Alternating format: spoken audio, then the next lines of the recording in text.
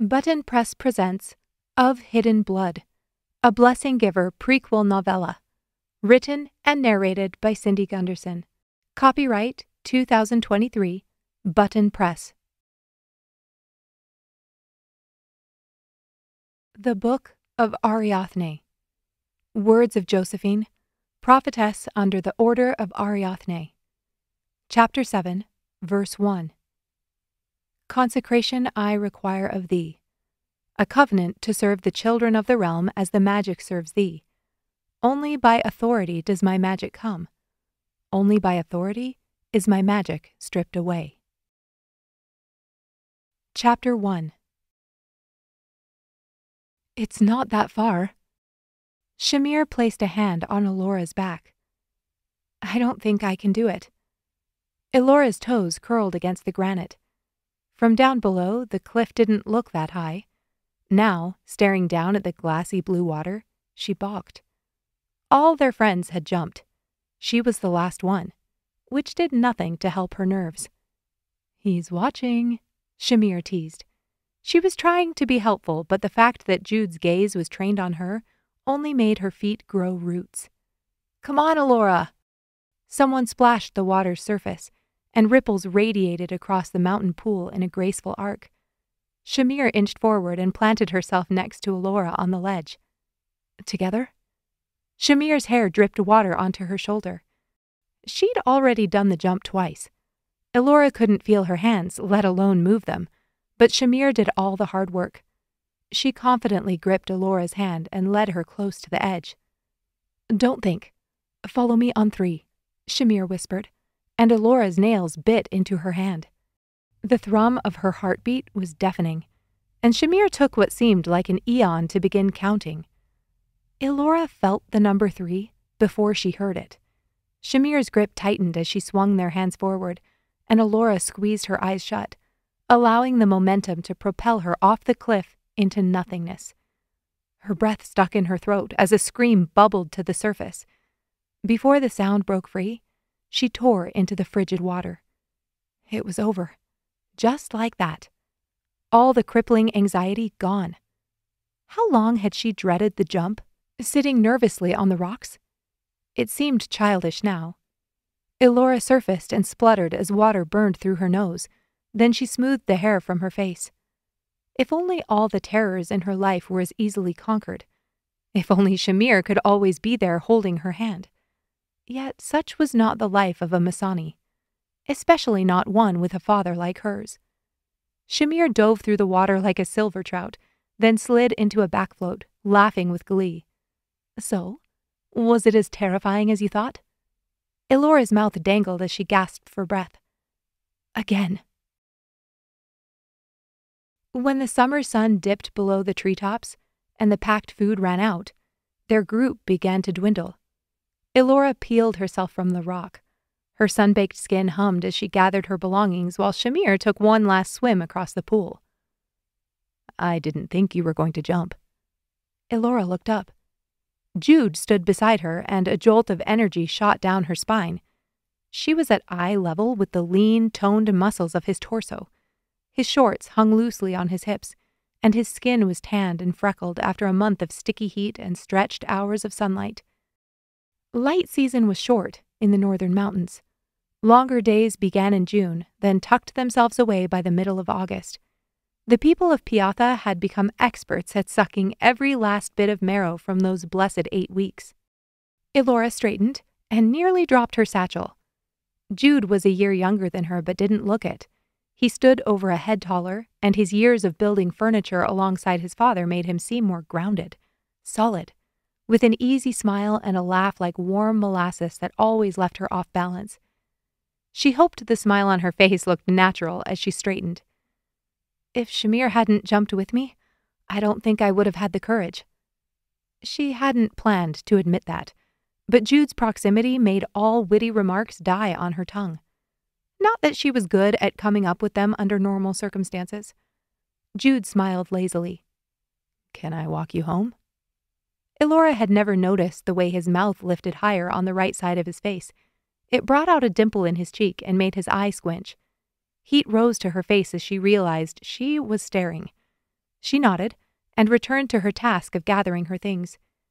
She and Jude hadn't crossed paths much during their apprenticeships, but now that she was 19 and they had a day off each week for light season, they ran into each other more frequently. Part of that was purposeful, on her part at least. She didn't need to pass through the woods to get to the bake shop, but she left early to walk the long way. That road coincidentally led past Jude's house. She'd caught his gaze on her a few times as he lugged scrap wood out to the burn pile with his brothers. Until today, those had been the moments she lived for. Shamir finally pulled herself from the lake as Elora slung her satchel over her shoulder and slipped on her canvas shoes. Her friend's eyes widened when she saw Jude standing next to her. Shamir didn't comment. She merely wrung out her hair, leaving a dark puddle in the sand. Jude gave a small wave. After he turned his back, Elora shot her a glance. "He's talking to me. He's walking me home." She doubted Shamir got the specifics, but Elora's expression conveyed enough that she gathered her things and walked in the opposite direction. "See you tomorrow, Elora?" Shamir winked. "Mm-hmm." Elora stifled a giddy laugh. Shamir lived a few cottages down from her, which meant she planned to walk out of her way purely to give Elora alone time with Jude. A perfect friend. It was amazing the two of them had become so close. They were opposites in so many ways. Elora kept her room neat, and Shamir was always untidy. Elora planned her life weeks in advance, and Shamir typically didn't think past a few hours in the future. Elora liked the rules, and Shamir liked to bend them. Yet when it came to the important things like family, hard work, and cramming their heads with as much knowledge as possible, they were like coach wheels. Everything else mattered less when they were going in the same direction. Elora shivered and turned to Jude.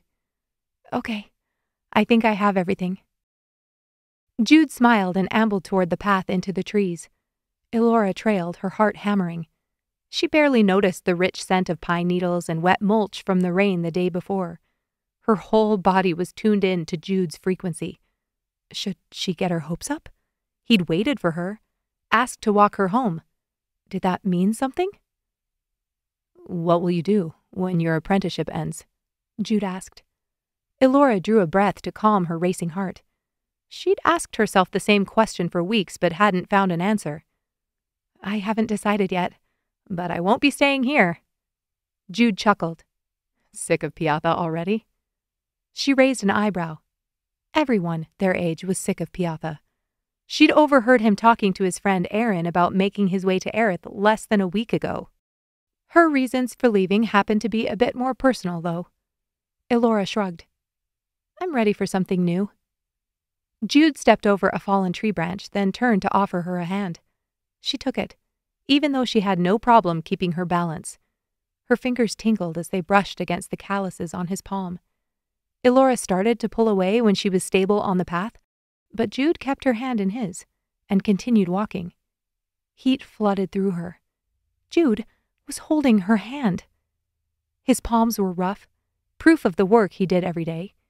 Something inside her flipped, and she tightened her grip on the satchel. "What about you?" Elora asked, and her voice quivered. She cleared her throat as their arms swung in the air between them. "My dad wants me to stay, but I'm ready to move on." "To Aerith?" She pursed her lips and mentally kicked herself. Now he'd suspect she'd been eavesdropping. "Maybe." He lifted his free hand and scratched his chin. "I've heard the Order is pushing the boundaries, though." "Pushing boundaries? Who told you that?" Elora's parents refused to talk about the Order. Most adults in Piatha were like that, clicking their tongues or pinching their lips into a line whenever someone brought it up. She didn't understand why they hated the blessing givers and balancers so much. After all, most members of their township had received blessings and curses on the day of their birth. Why would they participate in a custom of the Order if they disapproved of the bloodlines? Her parents were at least consistent. They spoke openly about their disdain for the Order and refused to participate. She was one of only 3 people she knew who hadn't received blessings at birth. One of the other 2 was her sister, Tera. The hypocrisy of most adults here served as justification whenever she snuck into the archives to study the magic. If they weren't going to tell her about it, but still invited balancers and blessing givers into their homes, what else was she supposed to do? Every chance she got, she stole past the restricted sign to read the Book of Ariadne, the words of the ancient prophets and prophetesses. What she found there, she only discussed with Shamir.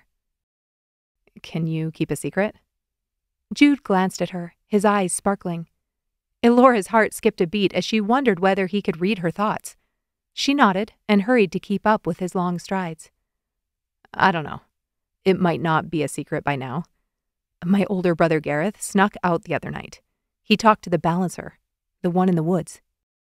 Elora's eyes widened. He walked all the way to Cassillon? Did he go by himself? She'd heard of the room built into the earth, surrounded by gnarled trees and thorny thickets, where the balancer was rumored to live. He served the northern mountains and somehow appeared without being summoned at every birth, then vanished until the next blessing day. As children, they terrorized each other with tales of him living off raw squirrels and insects. Gareth had talked to him? Elora tightened her grip on Jude's hand. Jude shook his head. "He brought a few friends, but none were brave enough to knock on the door." But Gareth did? Why was Jude telling her this? If anyone in the village found out about this, especially her father, Gareth would be stripped to the waist and whipped with green willow branches, if he was lucky. Jude nodded. Gareth said the balancer spoke of the blessing givers, blaming their enclave for the darkness in Trill. Said he wouldn't go back to Aerith until the prophet settled their disputes, and denied their petitions for sanctions. The blessing givers? They want control over the balancers? Jude shrugged. "I don't know. Sounds like a mess down there." "So you're reconsidering going south?" He shrugged. "Depends on the day. Sometimes all that action sounds exciting." The shared secret infused her with new confidence, and she nudged his shoulder as they ducked out from under the trees and started down the main road. "Haven't you wondered what it would be like to have magic? To be able to see into someone's soul?" "Like the balancers?" Elora laughed out loud. "No, I wouldn't want to see someone's darkness. I'd want to be a blessing giver." Jude smirked. "Being a member of the Order sounds like more of a burden than a gift." "But everyone would bow to you, and you'd get to travel the world on assignments. Bless babies and bind them to the goddess." She skipped beside him and swung his hand in the fading light.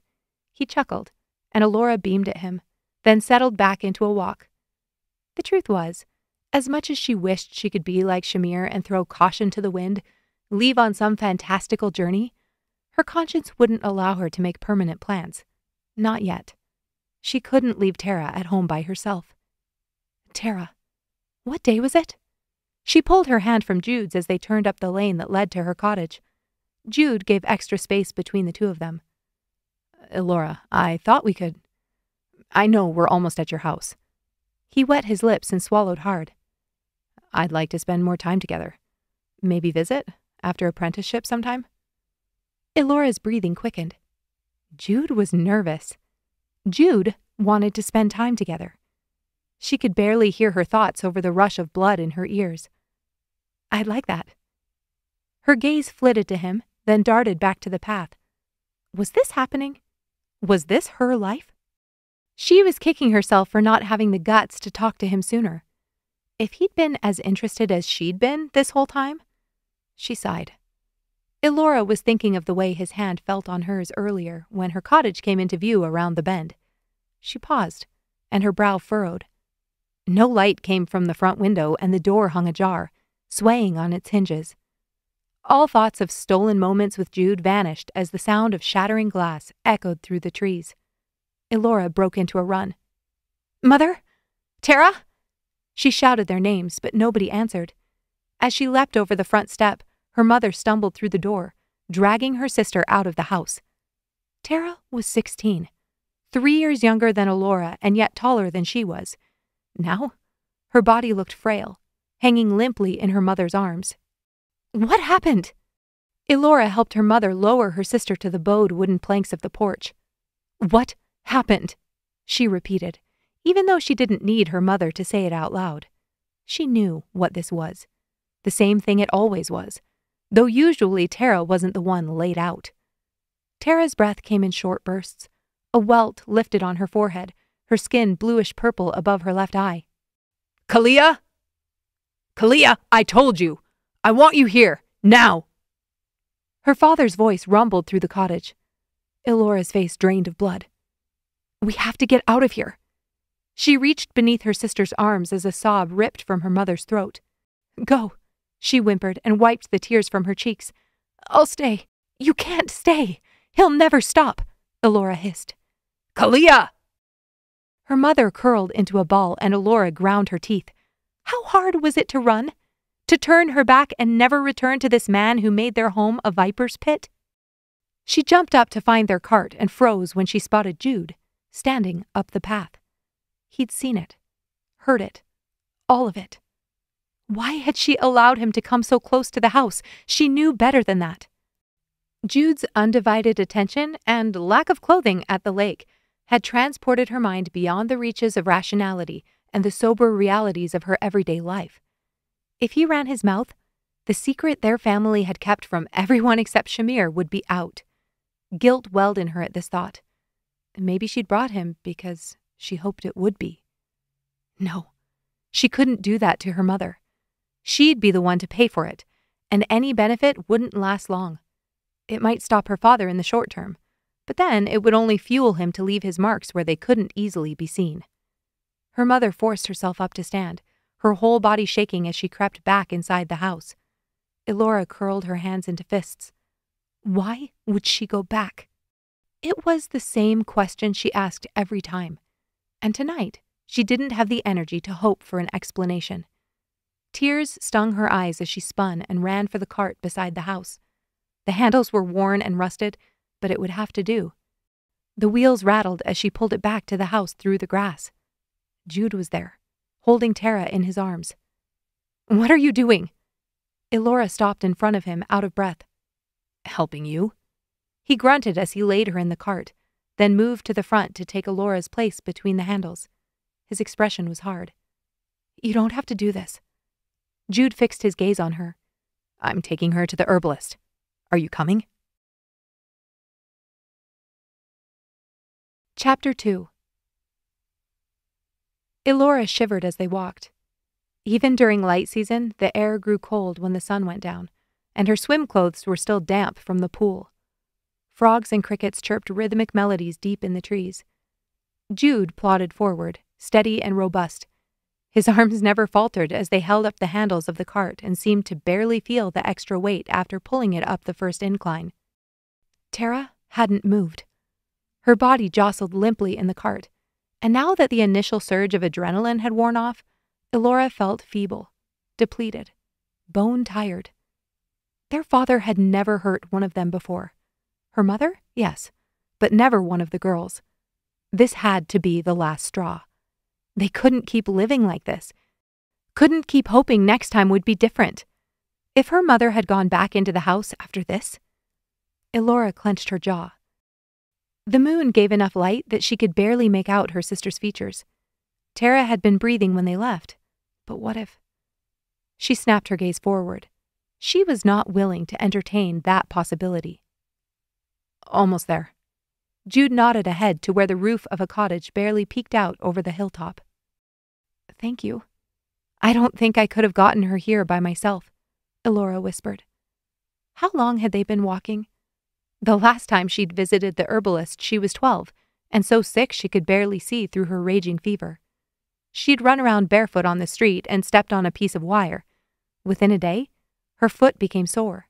Within 3, her heel had swollen to the size of a rainfruit. The herbalist had helped her then. She would be able to help Tera now, too.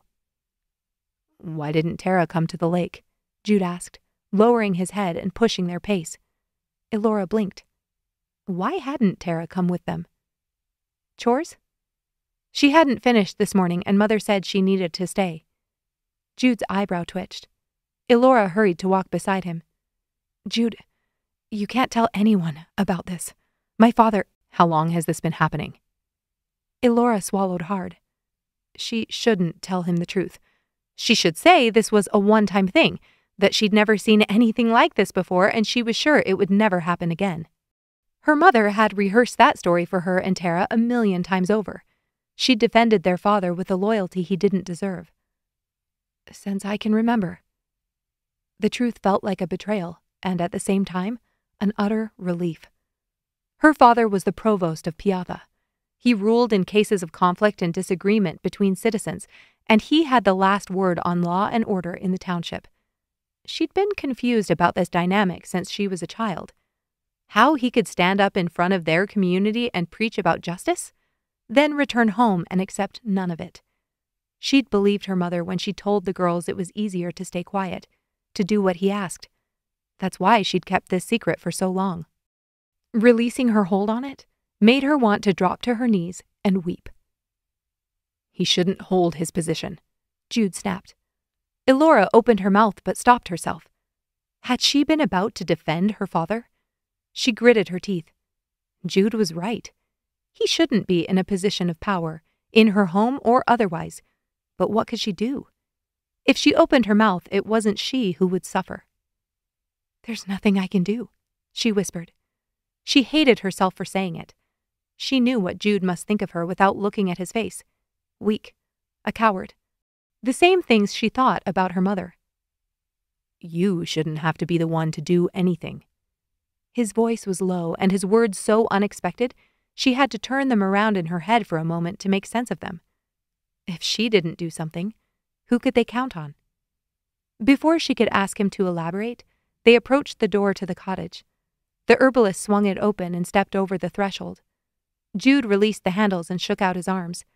The woman's gaze flitted between them, then zeroed in on the cart.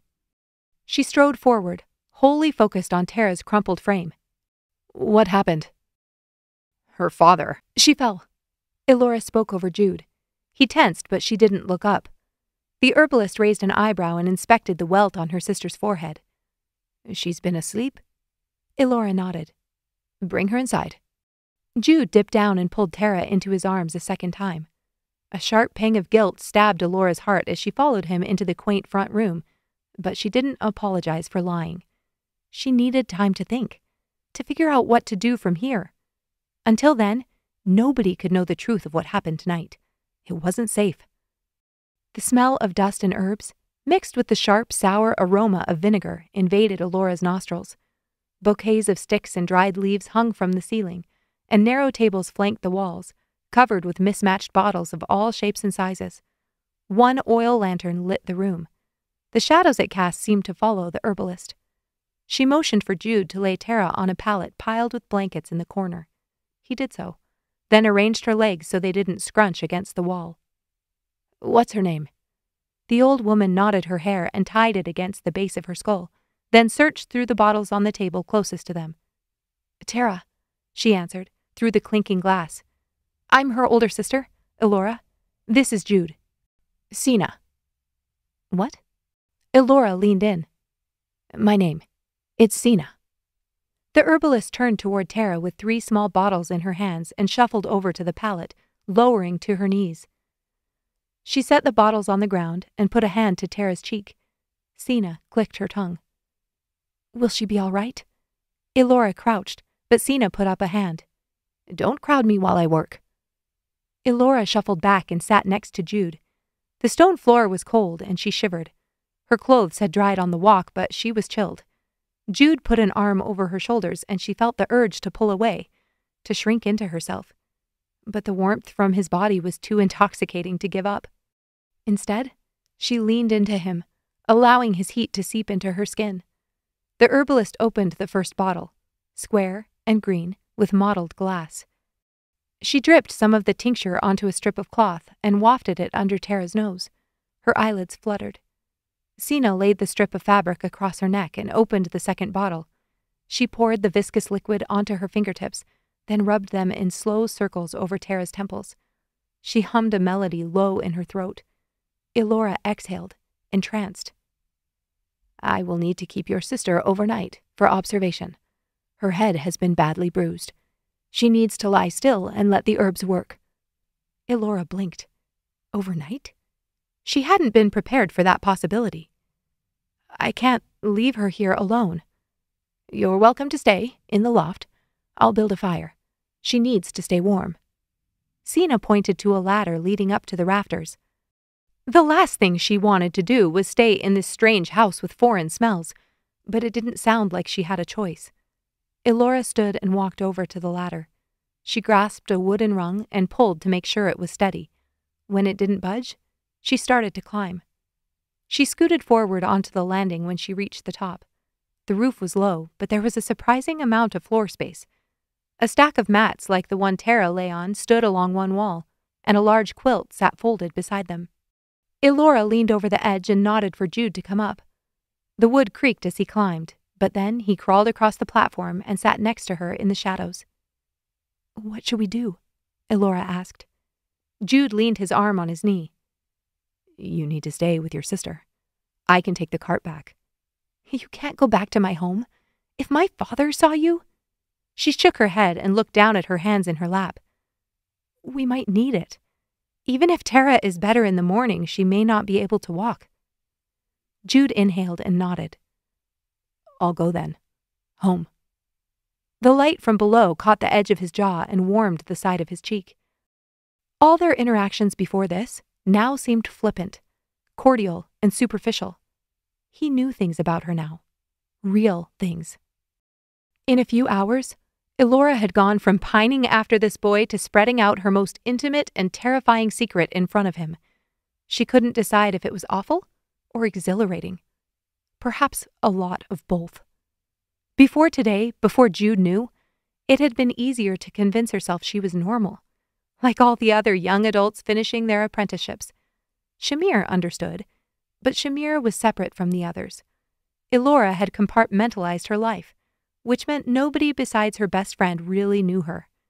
She scrutinized Jude's face, wondering if he still would have asked her to walk home had he known, had she admitted who she really was. He frowned and moved back toward the ladder, and she wanted to reach for him, to ask him to stay. She stilled herself, though. She couldn't do that. They barely knew each other, and she couldn't ask him to. "I could stay." Jude's low, raw voice hummed through the loft. Those 3 words plucked Elora's heartstrings, sending relief vibrating through her. He saw her, and maybe he wasn't offering to stay for the reasons she hoped, but he'd offered. He wasn't running. Yet. Jude hung at the edge of the landing, one leg dangling through the gap in the rails. "Please stay," Elora heard herself whisper. Jude turned his head, and the look in his eyes pressed her heart deeper into her chest, making an impression on her like she was made of soft clay. Hope. Determination. Pity. He looked like a young boy being handed a tool for the first time with no clue how to use it, but wanting with all his heart to make the giver proud. Jude was good. He wanted to help. Yet she wanted him to want her. Elora turned, pulled a mat from the pile, and passed it to him, then slid one out for herself and laid it in the center of the platform. "There's only one quilt." Jude scooted his mat close to hers. She trembled, no longer from the cold, as she opened the quilt and dusted it off. Jude helped her pull the heavy fabric over them both. Elora lay straight as a stick and tugged the quilt to her chin as she stared at the dark ceiling. The sound of wood being stacked, followed by a glow of orange light from below, told her Sina had started the fire. Her whole body shivered, and she clenched her teeth to keep them from chattering. Jude shifted under the blanket. "Elora, there was a reason I wanted to walk home with you today," he whispered. Her heart raced, and her mouth grew dry. A reason. Her mind spun. There was? It was a stupid response, but it was the best she had. She couldn't think, couldn't feel her toes. Jude turned to her and lifted onto his elbow. "Shamir told me you knew things about the magic. I hoped you might have some answers for me." Chapter 3. Elora blinked. It was the last thing she'd expected to come out of his mouth. She knew things about the magic? Answers? Her heart sank. That was not the reason she'd hoped for. She drew a deep breath, then shifted onto her side and mirrored him. Their faces were only inches apart. She did her best to mask her disappointment. What kinds of things? Knowing about her family situation was one problem, but knowing she'd secretly sought information on the Order of Ariadne? That was equally dangerous. Shamir must have said something innocuous in passing. She would never have alluded to the depth of her study without talking to Elora first. Jude chuckled, and the sound made her stomach flip. She told me you'd react exactly like that. Said I should pick a good time to ask you. Exactly like what? Her face was calm, wasn't it? And you chose now? Elora whispered. Jude shrugged. You asked me to stay. You offered. The corner of his mouth lifted, forming a dimple on his cheek. She held her breath a moment before releasing it. Every feature on his face seemed different and new now that she was inches from him. Could he see her eyes wandering in the dim light? Warmth from the fire downstairs spread into the loft, and Elora rubbed her hand over her arm. What did he want her to say? He knew this wasn't an open topic in Piatha. Jude, I think I might have the magic, he whispered. Elora's breath caught in her throat. He'd taken her off guard twice tonight, but this sentence made her dizzy. What would make you think that? She worked to calm her racing heart. Admitting something like that was dangerous, but he'd admitted it to her. Why? She watched his gaze soften and understood. He knew her secret. Now he was telling her his. Jude lowered his gaze to the gap between their mats. I can feel something. When I'm calm or quiet, I don't know how to describe it. Like the opening of a door. His gaze snapped up, and he searched her face. Exactly. The air between them grew thick. Elora's mind stilled as she remembered. The first time she'd felt something, she was 14. The moment remained seared into her memory, still so visceral it scared her. Her father had come home with alcohol practically oozing from his pores. She'd grabbed Tera and ran out the back door before he could spot them. They escaped into their hollow, an opening in the trees where they secretly played magic as children. The fluttering leaves of the aspens interspersed with feathery branches of evergreens still brought her joy even though she'd grown out of their games. Tera skittered off in search of frogs, but Elora sat on a rock and hugged her knees to her chest. The voices in her head clamored for airspace, and she was desperate for peace and quiet. She squeezed her eyes shut and focused only on the way her chest expanded as she inhaled, the way her heart thrummed against her ribs. Those things helped her forget that she was hiding, who she was hiding from. After 3 full breaths, her shoulders relaxed. A bird warbled in the trees above her, and an insect buzzed past her ear. Elora raised her face to the dappled sunlight, but before she opened her eyes, something curious happened. Warmth. Not only on her skin from the sunlight, but within her, diffusing from the crown of her head to her center. It was as if a seam parted in the space above her, and pure gold drizzled out. Elora held there, frozen, not wanting to do anything to make the feeling end. Yet the trickle dried up a few moments later, and Elora didn't feel the opening again for more than a year. After the second time, she'd started searching for it. Elora exhaled, and her breath mixed with Jude's. I thought I was the only one. He pulled his hand from under the blanket. His fingers brushed her cheek as he swept a lock of her hair from her face and tucked it behind her ear. Please, Elora, tell me everything. Elora got up to check on Tera at first light. The bruise on her forehead looked more gruesome than the night before. Better it comes out than stays in, Sina insisted as she dropped more herbs into Tera's mouth. Will she wake? Elora asked. She already has. Elora breathed a sigh of relief. Did she say anything? Sina clicked her tongue. Not much. She's exhausted. Elora pursed her lips and looked up toward the loft. Thank you. For taking care of her and letting us stay. It's my calling. I know, but you didn't have to be so kind. It was after dark. Sina smiled, then puttered around the room, pulling herbs from the bunches on the walls and adding them to tinctures, then replacing their stoppers. Wood creaked as Jude descended from the loft on the ladder. Elora looked up. I'm sorry if we woke you. He dropped lightly to the ground. It was good. I need to return home. Your parents are probably worried sick. What will you tell them? Jude's expression darkened. That someone needed help. I stayed with the herbalist to make sure they were okay. Sina clucked. I'll speak with your mother at the market tomorrow morning. No specifics, of course. Thank you. Jude shoved his hands in his pockets. Elora nodded, and her heart picked up speed as their conversation the night before replayed in her mind. It had been easy to talk in the dark. Last night, it felt right to tell Jude everything she'd discovered about the magic, about the creation of the Passage Realm, how two goddesses, sisters Ariadne and Sidoni, were bound together in the magic. Part of an infinite source of light and warmth that allowed them to manipulate the cosmos, to create and give life. Nobody here in Piatha knew the old myths, or if they did, they didn't talk about them openly. Jude's gaze had locked on her as if he were parched, and her words were fresh spring water. He lapped them up, never interrupting or questioning. Elora explained about the images at the Temple of Glass in Aerith, showing the creation, how there were temples dotting the Passage Realm, the original one being Calwain, where Ariadne's magic was born. She told him of Sidoni's jealousy and rage when Ariadne loved her creations and wanted to bind them to her through their magic. How Sidoni tried to destroy the Passage Realm, so Ariadne had bound her magic to bloodlines now governed by the Order. When she'd finished, Jude stared at her, the glow of the firelight below reflecting in his eyes. In the light of day, their conversation blurred at the edges.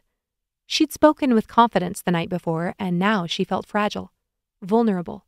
She'd rarely talked to him outside a group until last night, and in one conversation, she'd shared her most intimate secrets. Now he was going to carry them out the door.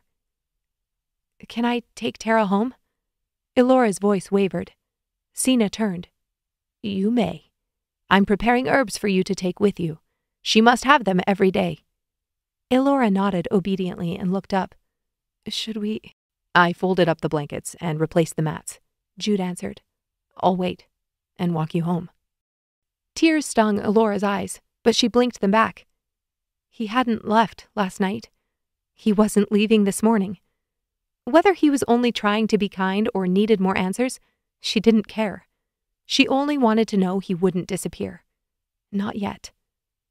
Jude stood next to her as they waited for Sina. When she finished and handed Elora Tera's treatments, Jude crouched beside the pallet. Tera woke as he scooped her up and carried her to the cart. Where are we going? She mumbled.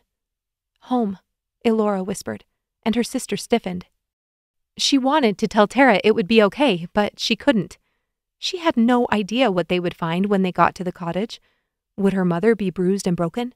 Would their father be there asleep? Or would he be tromping around in a foul mood? She wouldn't even allow herself to hope that he might be gone. Everything about their lives was unpredictable.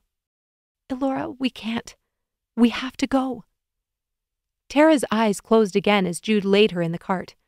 Before Elora could respond, Sina brought out a blanket and wrapped it around Tera. Bring this back when you're able. Elora nodded. Jude took his place between the cart handles and they started up the path. Jude adjusted his grip. Your sister's right. A tear slipped down Elora's cheek. She doesn't know what that would mean. What would it mean? Elora released an audible exhale. Where would we go, Jude? We don't have anywhere to run to or anyone to help us. We have nothing, and he wouldn't give us any way to survive. Anything would be better than this. Elora's chest tightened, and she gritted her teeth to keep from screaming. She'd had this conversation with herself 1,000,000 times and never settled on a satisfying conclusion. Her reasoning always spiraled around and around until she came to the same conclusion every single time. At least here, she had a roof over her head. At least here, she could help Tera and their mother. I can't leave them, Jude. My mother. She won't go. Tears flowed freely, and she didn't bother to hide them. You've asked her? Jude's voice was gentle. Elora nodded. So many times. Has it always been like this? A whimper escaped her lips, and she clapped a hand to her mouth. Always. She was so tired. She ached. Jude stopped and set the cart down on the path, then slipped away to pull her into his arms. Elora's legs gave way as she clung to him, burying her face in his chest. She knew him only as a friend, yet she felt herself falling, desperate to have someone in her life who felt safe. She'd spent her entire life protecting Tera and her mother. She'd never had anyone look out for her. This one motion, the simplest act of empathy and compassion, made her knees weak. She needed someone so badly that it terrified her. Her throat constricted and she fought for breath. Jude pulled against her lower back, swallowing her up in his arms. She lost herself in the embrace, in the warmth of his arms and in the comfort of his scent, like earth and fresh rain. They stood there, Jude's arms never loosening until her breathing settled into a regular rhythm. Tera shifted in the cart, but Elora didn't want to let go. She never wanted to let go. If she could stay safe and held like this, she would never have to face what awaited her at home. She floated in that fleeting reality a moment more, then lifted her head from Jude's chest. "I'm sorry," she whispered. "Don't apologize."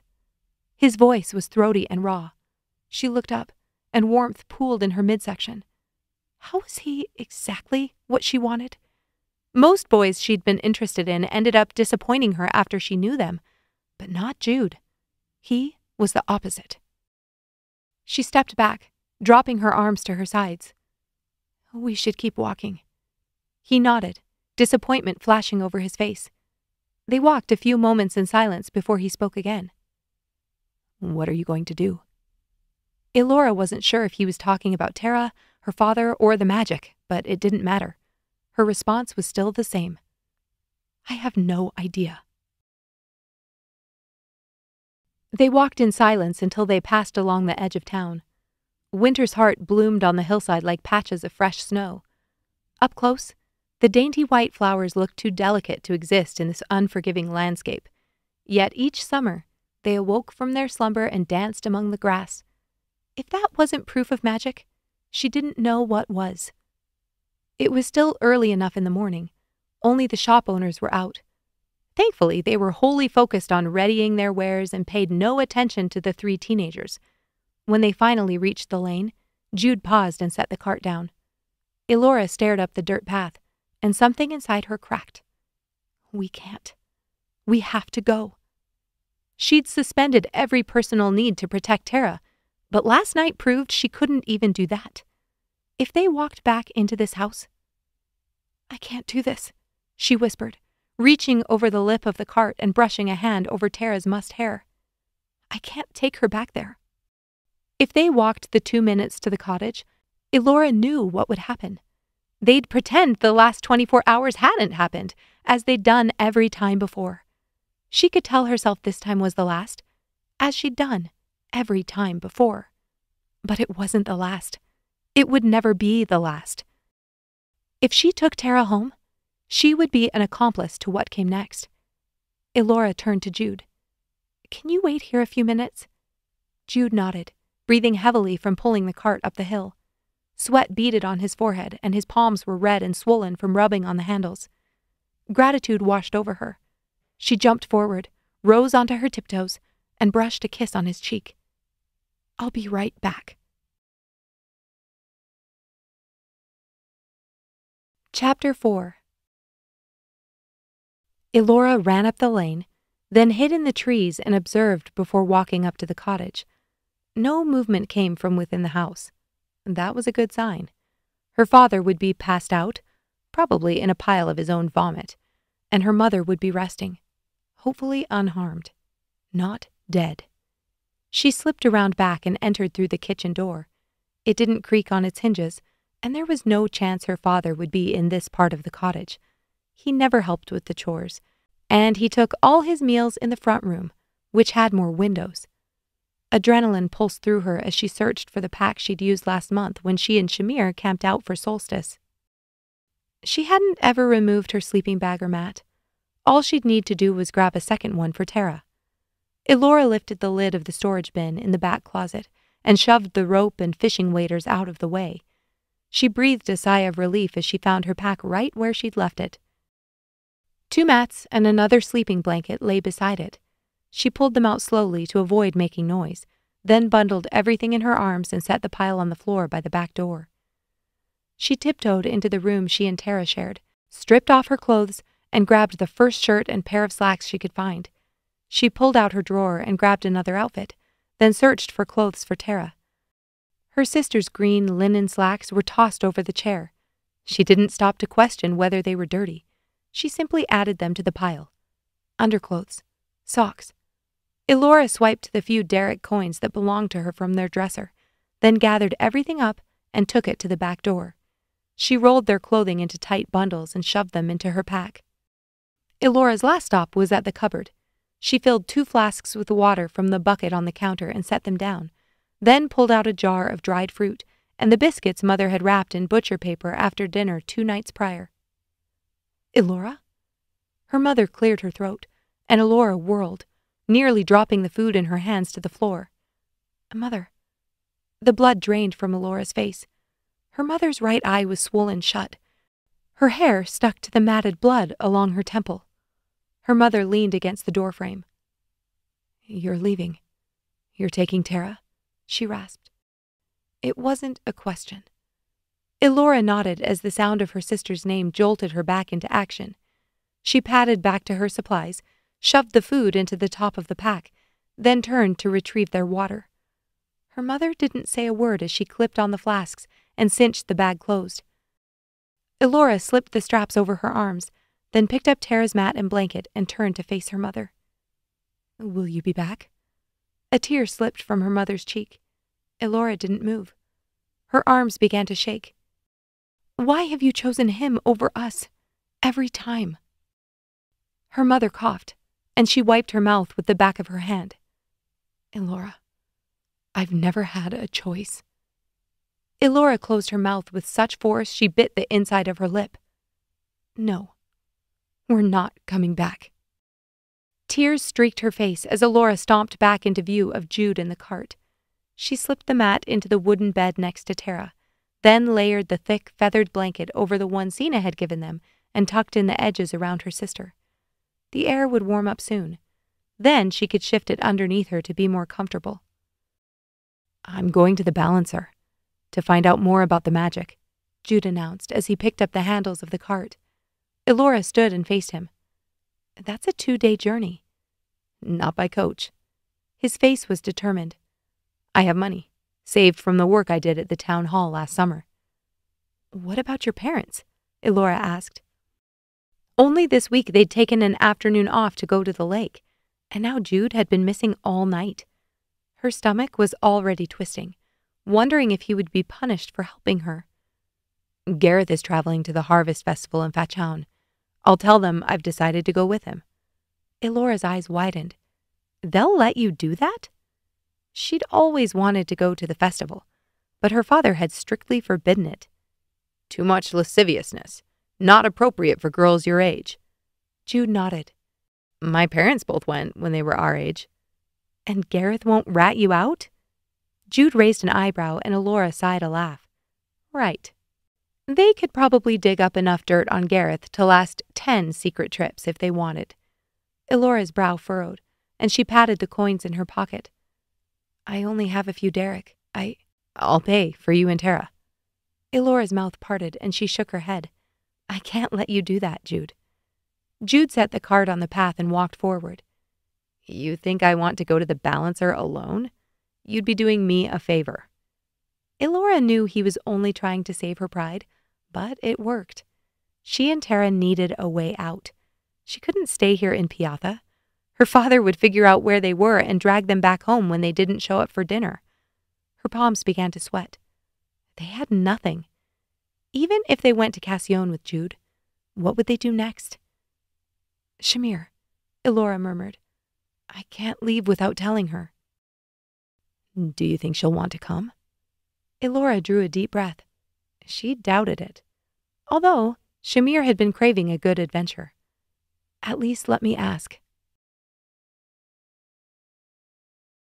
Shamir clutched her arms over her chest as she processed the information Elora had spewed into the air between them. Jude finally gathered the courage to ask you about the magic. Elora bit her lip. I can't believe you told him. Shamir threw out her hands. What was I supposed to do? You know that look he gets. Jude hadn't exactly flashed his intent, pleading gaze when he'd mentioned the magic, but it had been close enough. Elora knew the expression she spoke of. She'd thrown in a loaf of day-old bread with Jude's order only a week ago. Elora laughed, and her cheeks flushed. Maybe there was more to that story than only the bread. Shamir put her hands on her hips. What will the balancer be able to tell either of you? Her heart fluttered at the idea of traveling to Cassione, let alone talking to a member of the order. She'd be lying if she hadn't been curious about the balancer. She'd heard the stories about his wild and dangerous ways, but had never quite believed them. When she was 11, the balancer had walked out of their neighbor's cottage and paused at their gate.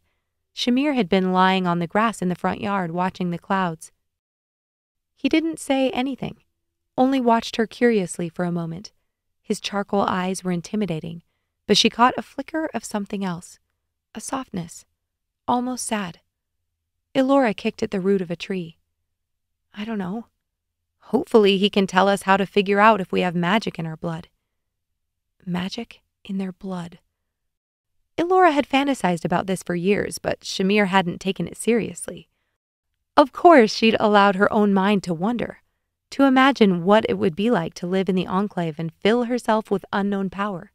But most of her life was spent entertaining new and exciting possibilities. This was one of many dreams. She had a feeling that this was not the case for her friend. Shamir stepped closer. What if you don't, Elora? What then? They'd been friends long enough that Shamir could read her like a book. That slight quirk of her eyebrow, the tremble in her lip. Elora had asked her mother to leave in the past, had searched for a way out of Piatha before. Was this her next attempt at securing a ticket out? Elora jutted out her chin. Then we'll figure out our next steps. Shamir put a hand on her arm. Elora, we're from the northern mountains. Elora's cheeks colored. And that won't matter if we have the magic. It'll matter if you don't. They'd never been outside these mountains, but all of them had heard stories. How the realm viewed them as impoverished and uneducated. Lesser. Elora pursed her lips. I have to try, Shamir. What else can I do? Shamir dropped her hand and pulled her dark hair over her shoulder. She couldn't blame her for that, but her stomach twisted. Your father will be looking everywhere for you and Tera. Elora swallowed. He'd never think to look there. There's a chance someone else could see us. The coach driver? Other travelers? Elora had come up with this plan in less than a day after talking to Jude. Between the two of them, it wasn't like her to be the spontaneous one. That should tell her something. If Elora was considering this, she had to be desperate. Elora shook her head. The coach driver is from Cassione. She stared at Shamir, pleading silently with her. Her look wasn't nearly as good as Jude's, but it still poked at her resolve to make her think through this. Shamir sniffed. He serves this area. He'll know your father. So we'll give him false names.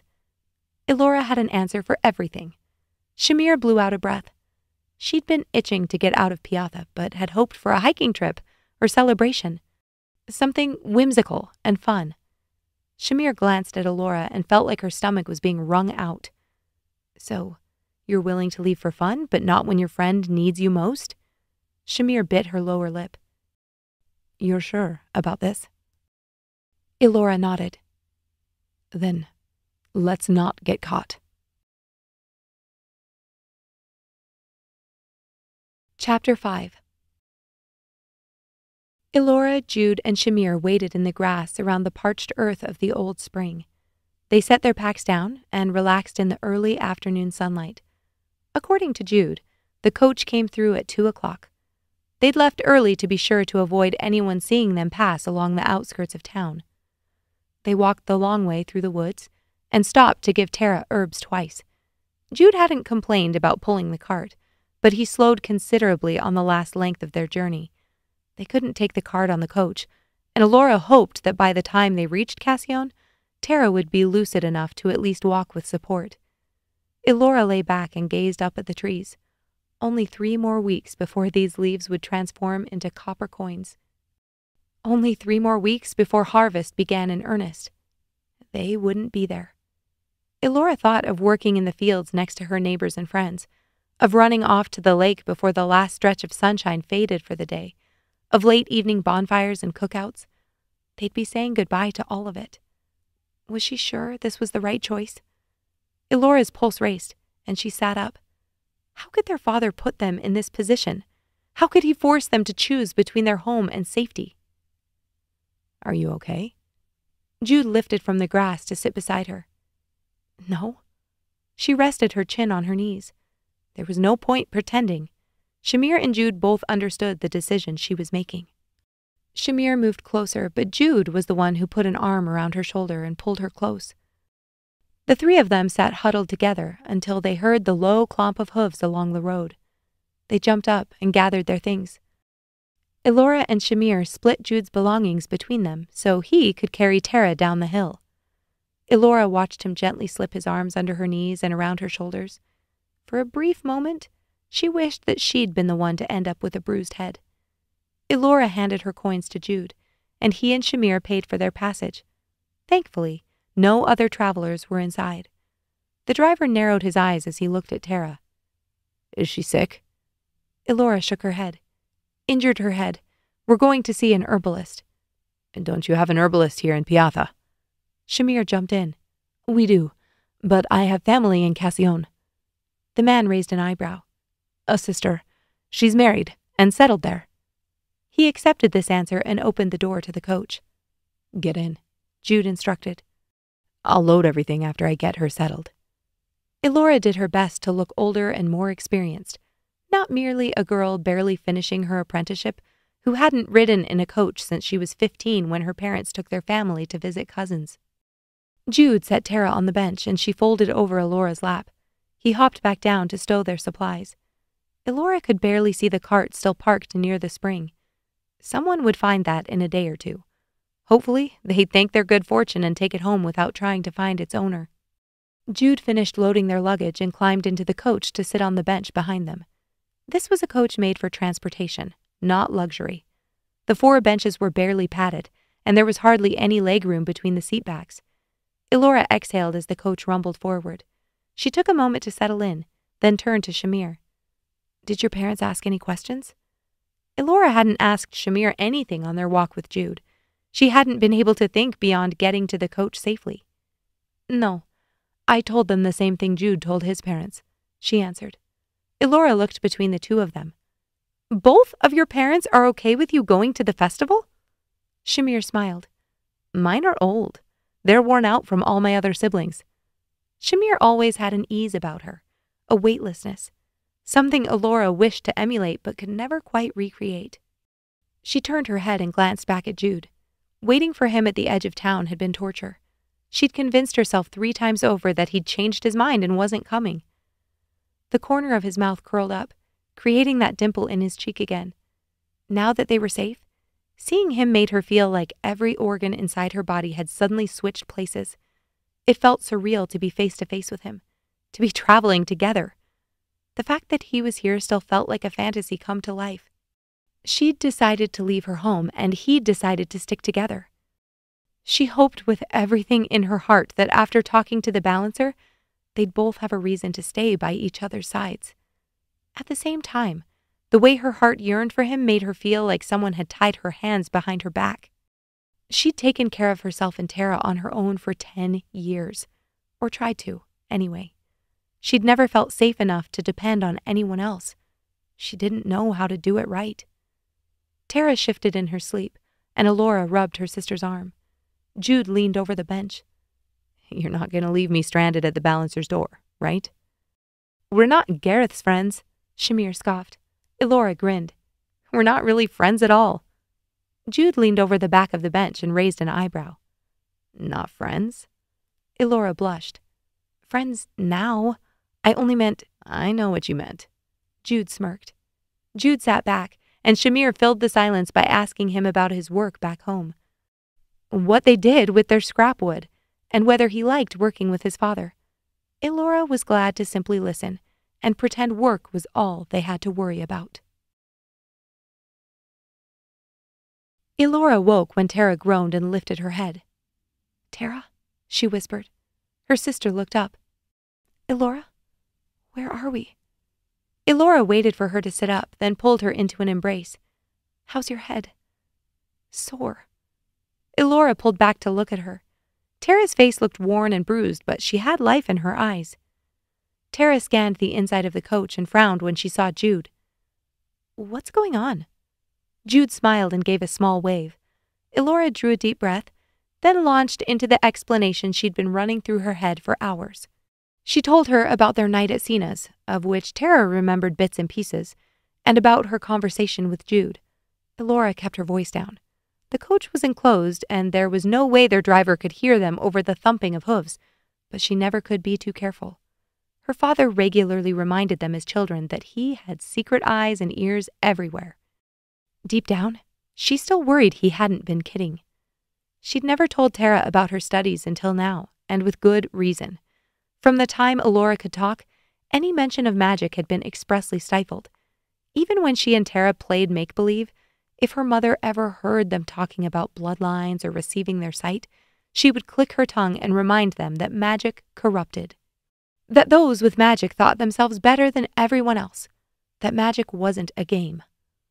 People in the northern mountains had been completely isolated for generations, but the world had grown. Now the Order posted blessing givers and balancers here regardless of culture or beliefs. Her parents told her the teachings of the Order were meant to control, not bind to the goddess. Yet after studying the ancient texts, she wasn't sure she believed them.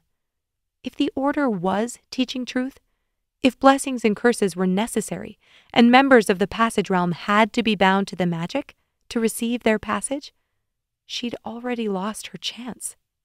The sight of blessing givers and balancers was said to be perfectly clear on the day of birth. As children moved further along their path, their connection to the goddess became more muddled. The Order claimed it was imperative to bind as soon after birth as possible, which meant her opportunity was 19 years beyond its expiration date. Elora spelled everything out, then finished by telling Tera what she'd found at the house, how their mother had looked, how she knew Tera was right about them not going back. Tera's face darkened, and she stared past Elora's shoulder and out the coach window. She put a hand on Elora's knee. "Thank you for listening, and for always taking care of me." Elora nodded as her eyes grew glassy. She sent a silent plea to the goddess that this decision had been the right one, for both of them. If they had the magic, they'd be safe. The sky put on a show as they approached Cassione. Dusty pink and pale orange streaked over the trees with white wispy clouds floating underneath. The coach stopped on the road at the outskirts of town, and they exited, then gathered their things. Tera could stand, but she was still lightheaded and needed to lean on someone's arm. Jude carried Elora's pack so she could be the one to support her sister. As the coach trundled down the road, Jude pulled a piece of paper from his pocket and studied it. "I think it's this way." The light faded as they walked along the edge of town until Jude told them to turn up the hill. When they reached the top, panting and breathless, they discovered a small cottage. Smoke curled from the chimney, and a warm glow emanated from a window beside the door. Thankfully, Gareth's direction seemed accurate because Elora would never have landed at this place on her own. This was nothing like the stories they'd heard as children. There were no brambles or gnarled trees. It was the complete opposite. A simple home with stonework and roses curling up the lamppost at the end of the path. Pleasant, welcoming. Even then, Elora's mouth went dry as they paused to catch their breath. Jude brought her the pack so she could give Tera her herbs and take a sip of water. When they'd recovered, Jude nodded toward the house and started off. "You're sure about this, El?" Tera whispered. "No." Elora shook her head. Tera laughed, light and breathy. She squeezed Elora's waist and they walked together to the threshold behind Jude. Shamir was the one to knock, and Elora had the sudden urge to dart around the corner of the house and hide in the woods. She shouldn't have judged Gareth's friends so harshly. In seconds, they would let a complete stranger into their inner circle. What if he told them they needed to leave? What if he told their parents? What if he told them they were wrong? Elora's breathing quickened as she inspected the warped wood of the door. If what she'd felt was real, everything they'd ever been taught would be flipped on its head. The magic was used to oppress. Why had her mother told her that, if there was a chance they were connected to it? Wouldn't that be something she'd have to know? Hardly anyone from their village went beyond the northern mountains for long. Those who did usually returned quickly. Her father had given a speech in the square once in which he'd preached that people in the Passage Realm weren't like them. They were selfish and easily duped. The message would have had more impact on Elora if her mother weren't at home soaking her bruises in salt water. Comments like those, especially from her father, fueled her desire to prove all their elders wrong. Elora wanted to see the world, and she wanted to discover that it could be kind. Most of all, she wanted to be safe. If she couldn't find that in her own home, how could the rest of the world be worse? It will be okay. Jude brushed his fingers against her knuckles, and she snatched his hand into hers. Elora held her breath as the handle turned, and the door swung open. Chapter 6. The balancer was tall. He had straight dark hair that hung to his shoulders, and his brows pulled together in a deep furrow as he blinked at the three of them. Jude spoke before he could slam the door in their faces. "We have questions about the magic." The balancer didn't move or acknowledge his statement. "Where are you from?" "Piatha," Shamir answered. The balancer's eyebrows twitched in surprise. "If you have questions, you should talk to your parents." "Our parents won't have the answers we seek."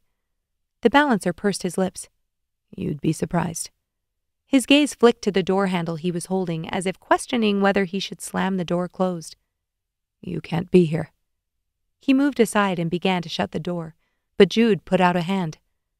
Elora lunged forward. "Please, we don't have anyone else to talk to."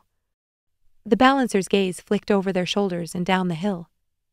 "There's nothing I can do to help you. Piatha isn't fond of my kind. If we're begging you, my sister and I, we have nowhere to go."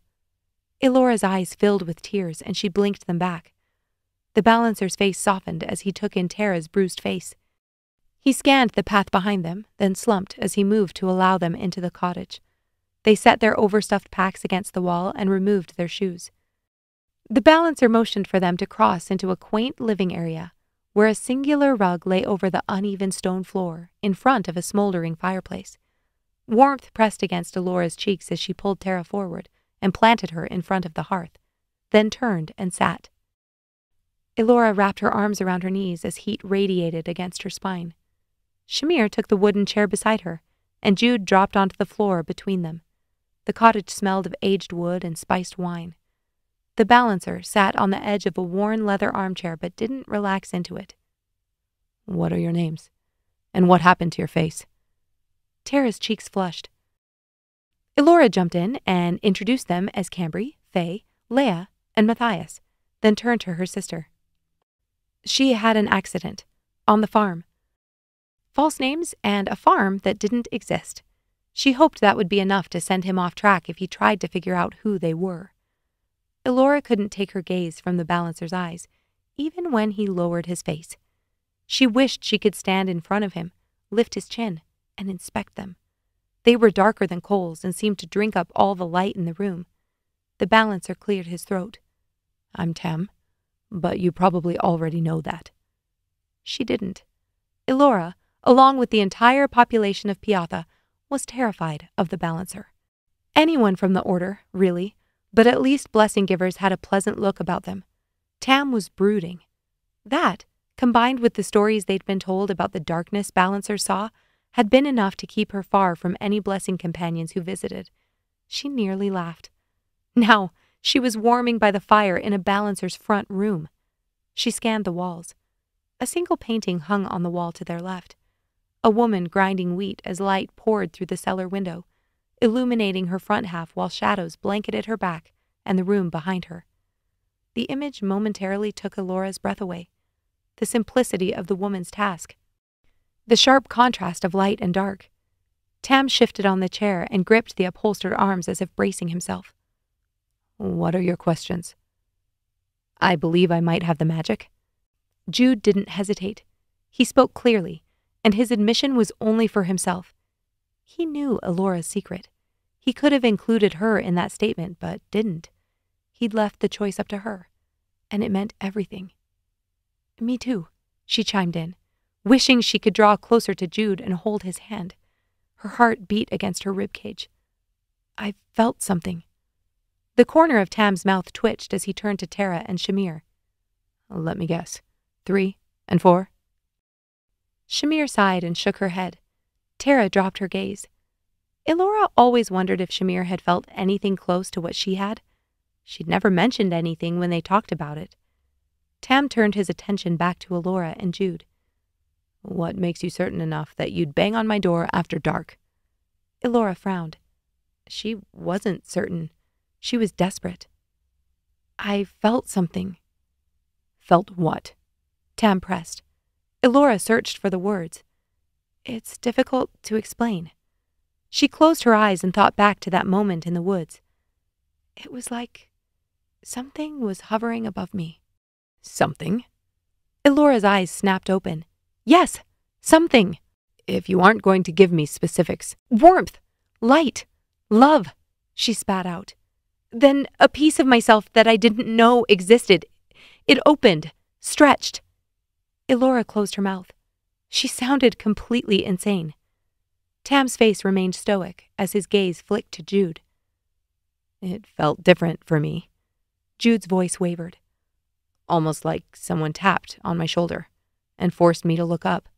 But it felt like that thing I was searching for was so high above me, I could never reach it." Tam was quiet for a moment. When he spoke, his voice was low. "Who have you told about this?"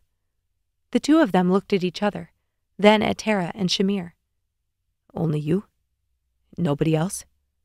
Tam gave them time to change their answers, but they nodded in unison. Elora cleared her throat. "I felt it first when I was younger.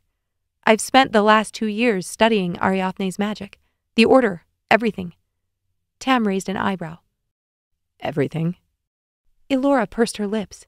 Why did he keep pushing her? Questioning. Weren't they supposed to be the ones getting answers? "Everything I could get my hands on. There aren't many books in our archive." Tam nodded. "What did the books teach you?" "I learned of the creation of the realm.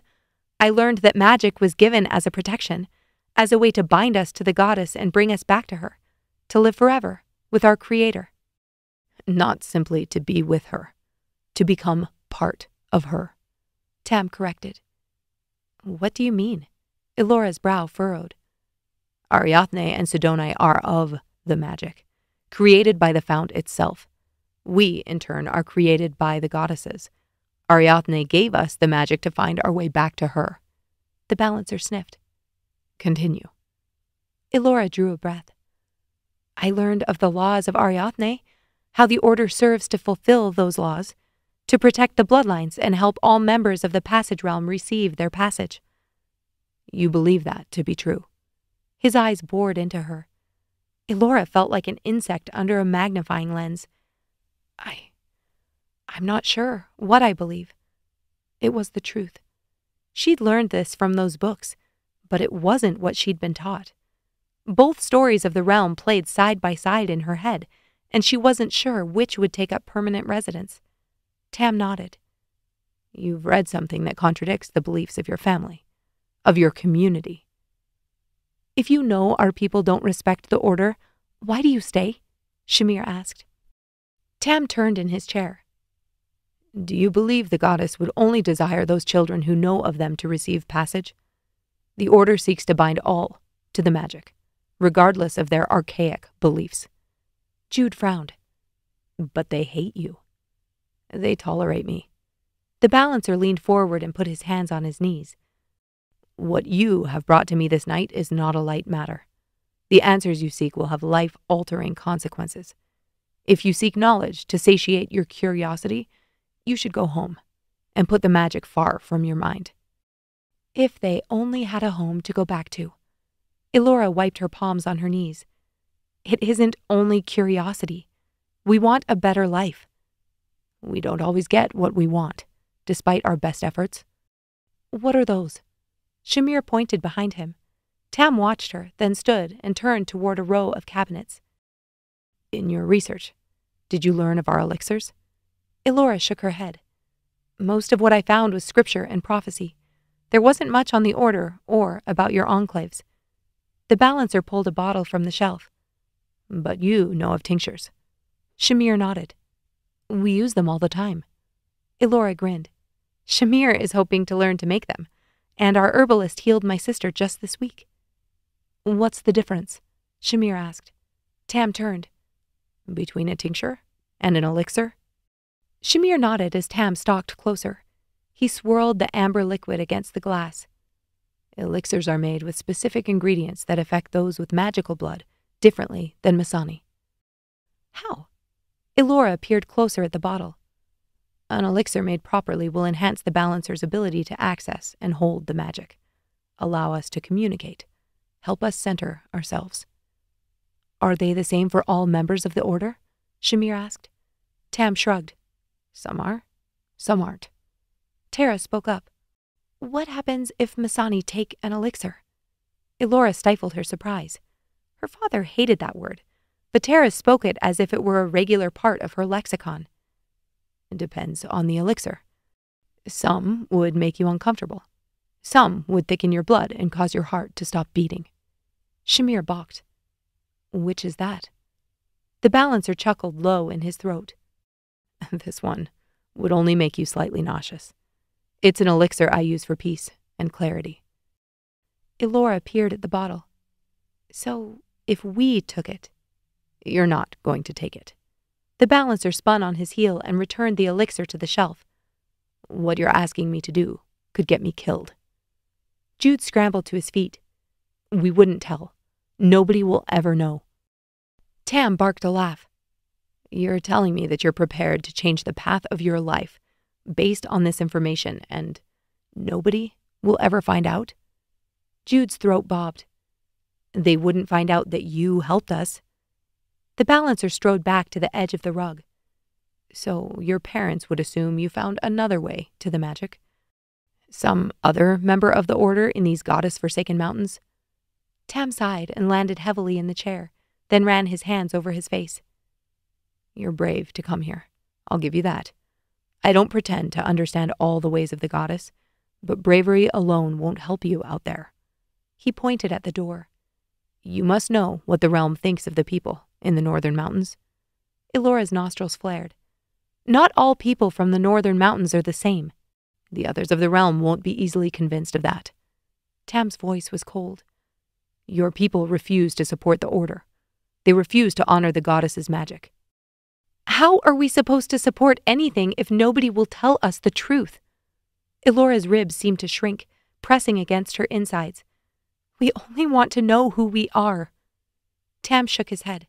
It doesn't matter who you are. It matters who the realm thinks you are.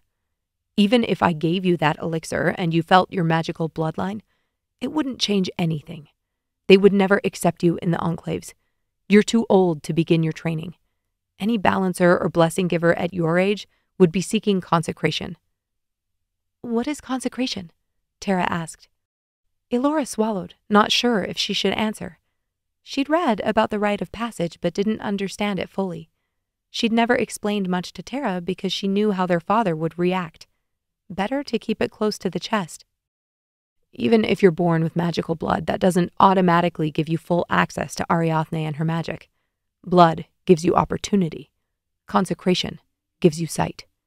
Tam straightened in his seat. Ariadne gave her magic with a purpose. It is to be protected. How? Tera leaned forward, eating this all up. Ariadne sealed her magic to bloodlines, blessing givers and balancers. We are required to keep the bloodlines pure. You can't marry outside your line? Shamir interrupted. Tam's cheeks flushed. Please stop interrupting me. He cleared his throat. The goddess gave us laws to live by. then offered authority to those worthy within the enclave. That authority is needed for consecration, and has been passed down through the ages from prophet to steward. Think of it like a gate that must be opened to give a balancer or blessing giver access to the fount. So, before consecration, none of the magic flows through? A pit opened in Elora's stomach. If she hadn't been consecrated, maybe she couldn't feel the magic like she thought. Maybe what she felt was something else entirely. She kept her gaze trained on the balancer, unable to look at Shamir or Jude. What if she'd been wrong? What if she dragged them all here for nothing? Though the fire still shared its warmth, she began to shiver. No. Tam shook his head. They can feel the magic, but most cannot access it before they're trained. Some trickles through from the fount, but it isn't useful until after consecration. That is when we dedicate ourselves to the magic. Sight, sense, service. What is a steward? Jude asked. You said they have authority to consecrate. Do we have one here? Tam snorted. The only steward near Cassione is Ryman, and he's absconded. Elora's brow furrowed. Absconded? What does that mean? It doesn't matter. Tam muttered. The muscles along his jaw tightened. You came here seeking answers, but you know nothing of our ways. You know nothing of our sacrifice. Shamir stood and motioned to the counter in the other room. We've traveled far. May I take a drink? Tam pointed to the bucket and ladle on the counter. She walked away from the rug and the fire. We're ignorant, Jude whispered, but we want to learn more. Wanting won't get you anywhere. The balancer shook his head. Sacrifice, Elora whispered. Only sacrifice. The balancer watched her. You came for information and now you have it. The best I can do is allow you to take your packs and sleep on the hillside. Then, I suggest, you make your way home. Chapter 7. Elora went through the motions of setting up their camp in the clearing behind Tam's cottage, but her mind was far from the hillside. She laid out Tera's mat and blanket first. Her sister crawled into bed and didn't even pretend to want anything but sleep. I'm going to take a walk, Shamir muttered. I can come with you. Elora dropped her mat next to Tera's. Shamir smiled, one side of her face illuminated by the gibbous moon. I'd like to go by myself. Elora's brow furrowed, but she nodded. Shamir tossed her hair over her shoulder and stole away to the edge of the trees. She'd always been more of a lone wolf, happy to spend time with friends and be part of a group, but never needing it like Elora did. Shamir was centered, a cairn, perfectly balanced. Because of that, Elora leaned on her often, and Shamir asked for nothing in return. But when her friend retreated into herself, Elora felt like a chair with only 3 legs. Elora dropped to her knees on the cool grass and spread out her blanket. Tera's breathing slowed as she fell into sleep, and a weight lifted off of Elora's chest. They'd left and made it to Cassione. That was a win. Tera was doing better, and Elora groaned. She'd forgotten to give her the herbs. Tomorrow she'd give her an extra dose. Jude waited for her to kick off her boots and lie down, then scooted closer and slipped his hand under her blanket. He twined his fingers with hers. I'm sorry. About what? That we didn't get the answers we hoped for. Elora lay her head on her arm and looked up at the silhouetted trees to avoid staring into his eyes. It felt too intimate when her emotions were so close to the surface. We got some answers. Jude nodded and exhaled. He rubbed his thumb over the back of her hand. You seem to think my life looks perfect, Elora, but it's not. Elora raised a brow as she met his gaze and curled her knees into her chest. At least you can go back. He laughed wryly. I don't want to. Elora frowned. He didn't want to? Jude had never mentioned leaving, even after he saw her pack her things and take Tera away from their home. I've seen your family, Jude. What could possibly be that bad? He had 2 parents who seemed to love each other and their children, siblings who, while more loud and obnoxious than she was used to, genuinely seemed to enjoy each other's company. He sighed. I know. Next to what you've had to endure, my problems are nothing. I didn't mean it like that. But tomorrow morning, Tera and I will have to start over. If I could stay, I would. Jude squeezed her hand and rolled onto his back to look at the stars. Elora mapped his profile, memorizing every peak and valley. Maybe I'm being ungrateful. My dad wants all of us to stay on the farm and work with him, but... He shook his head and his lips pressed together. I've started to hate the smell of sawdust. I know the feeling. Elora sighed and lay back, shifting to be closer to him. Not about the sawdust. I love that smell. Jude chuckled. I know you understand. I think that's why I've always been drawn to you. Elora blinked. You've always been drawn to me? Jude met her gaze and quirked an eyebrow. Yeah? You haven't noticed? Elora laughed and her heart sped. No, I haven't noticed. You and Gareth have every girl in Piatha eating out of the palm of your hands. I'm not interested in every girl in Piatha. They all want to get married, settle down here and have babies. Elora's cheeks flushed. You don't want to get married and have babies? Not here. He turned his head back to the sky. I want someone to dream with, to go on an adventure. Elora's stomach sank. Dream. Adventure. Those were not words she'd associate with herself. Shamir was always the one that pulled, and she followed. Maybe the person you want is off in the forest, Elora murmured.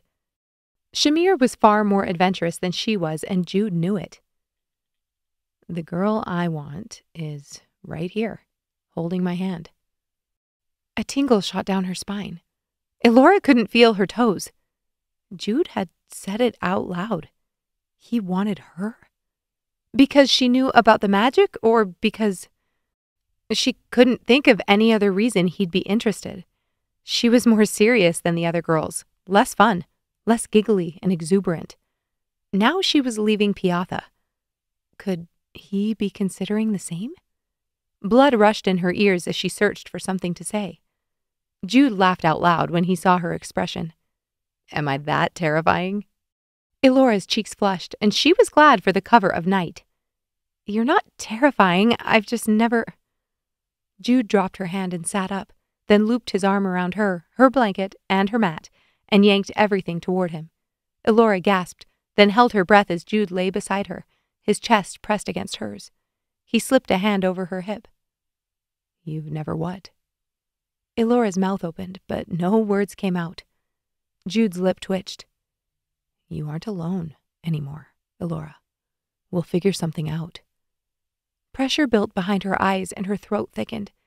She wanted so much to believe his words that she ignored all rationality, pushed away the voices insisting that when the sun rose tomorrow, Jude and Shamir would walk back to Piatha, and she and Tera would be on their own. Maybe he wanted the same answers she did. Yet she was sure he wasn't ready to make the same sacrifices. And why would he? He wasn't running from his life like she was. But that was tomorrow. Right now, if she didn't have to be alone, she wouldn't be. Elora shivered. I've watched you. Every day. When I walk past the farm. Why do you think I was always outside? When I knew you'd be walking by. Elora's stomach flipped, and her skin hummed as Jude ran his hand along her arm. This was somehow worse and better than standing on the edge of the cliff at the lake.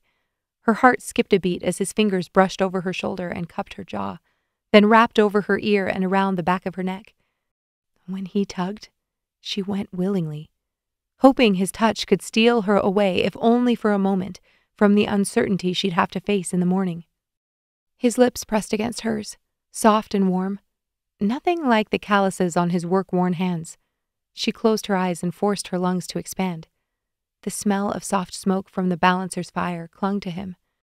His fingers spread through her hair, and Elora's arms and legs, even the mat beneath her, faded out of existence. Everything was Jude. His touch, his breath. Heat flooded through her midsection as she leaned into him and kissed the corner of his mouth.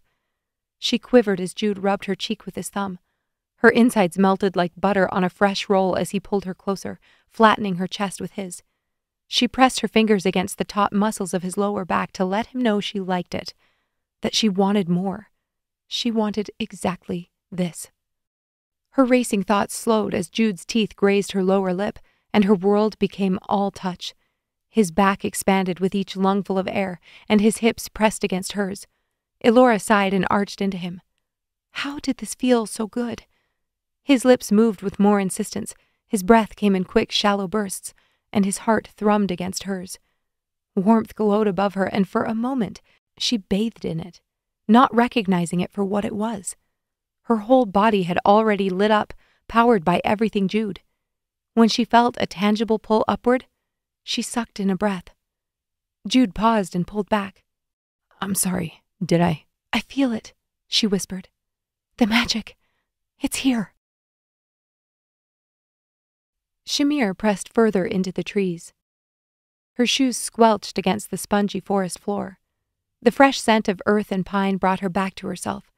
She hadn't planned on taking the elixir. There was no reason to. She'd never felt what Elora and Jude described and had never wondered if she could be born of magic blood. Elora was her best friend, and she wanted to support her in any way she could, especially because, since the time they were little, Elora had borne such a heavy burden. Shamir had old parents, yes, but they were loving. She never had to worry about her safety, never had to worry about her mother's health. Elora was stronger than she'd ever be. She was also suffering needlessly. That's why she'd said yes when Elora asked her to come to Cassione. Not because she needed answers, but because it was the first time she'd seen hope in her friend's eyes. Unlike Elora, she was content with the path she'd laid out for the next few years. Shamir planned to finish her apprenticeship and begin working with Sina, then dedicate her life to identifying plants and understanding how to blend them. She'd never wished for more than that. Now, what if she had the magic? What if she could serve better with sight? What if she could still become an herbalist but be more powerful because of her connection to the fount? She witnessed Sina heal many people over the years, and that's what she wanted to do.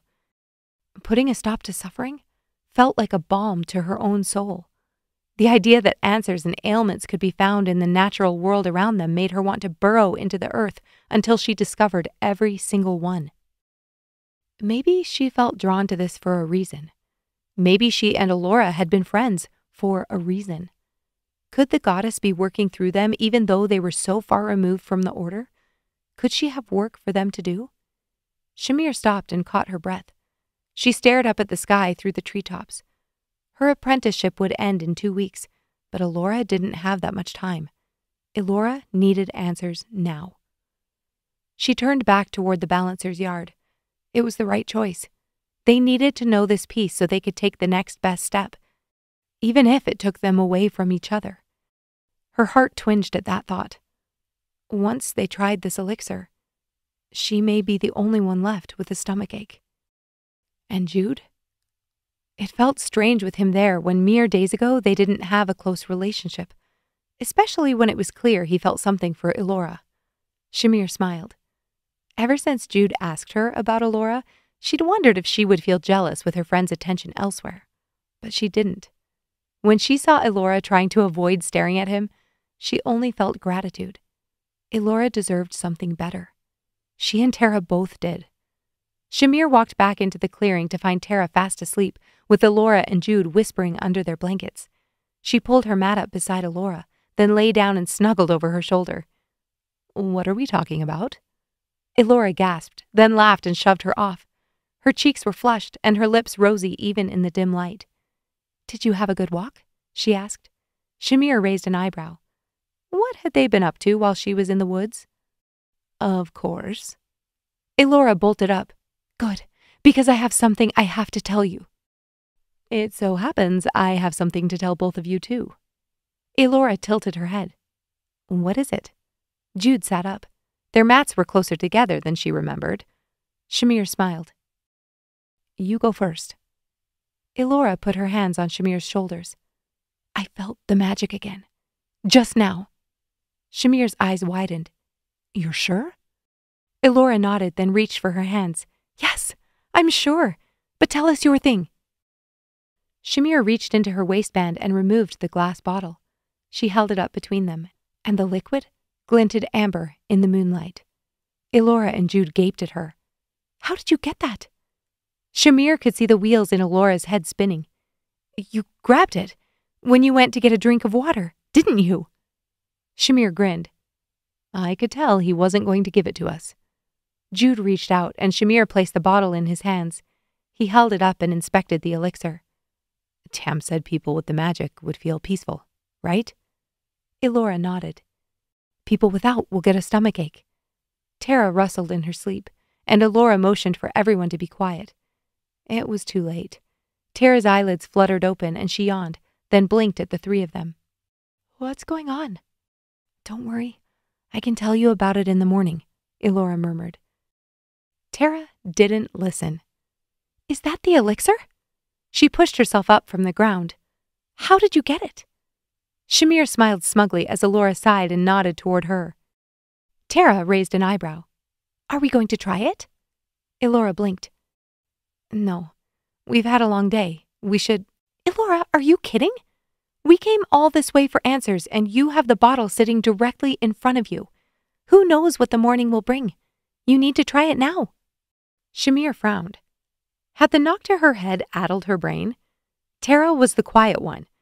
According to Elora, she rarely spoke her mind at home and did whatever was asked of her without complaint. They didn't expect her to have opinions on most things, especially not an elixir she didn't know existed until tonight. She has a point. We don't know what things will look like in the morning. Jude held up the bottle. Elora exhaled. "You heard what the balancer said. Even if we have magical blood, we can't go to the Enclave." Jude shrugged. "Maybe he was wrong." "I can't travel to Aerith on a maybe." Elora glanced at Tera, and they shared a long look. Shamir put a hand on Elora's knee. "Sometimes you can't think about the entire journey. You only need to take the next step." Tears swam in Elora's eyes. Shamir knew what she was thinking. That look was the same one she'd had on the edge of the cliff by the lake. Elora couldn't help but think of everything that could go wrong, all the things that could stand in her way. Though it wasn't always the right choice, sometimes she needed to close her eyes and jump. Elora placed her hand over Shamir's. "Together."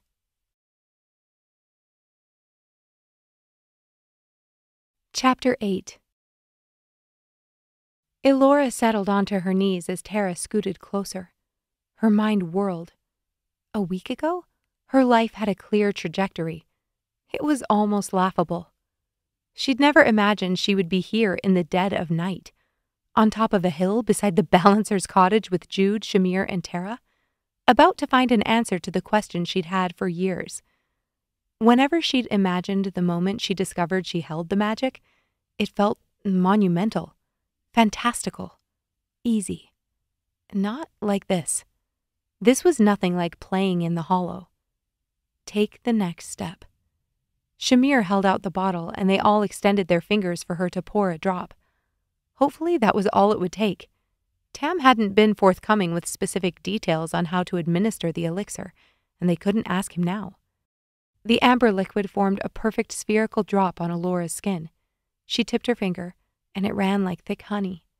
Shamir put a drop on her own finger last, then corked the bottle. The four of them sat in silence for a moment. Finally, Jude cleared his throat. "Ready?"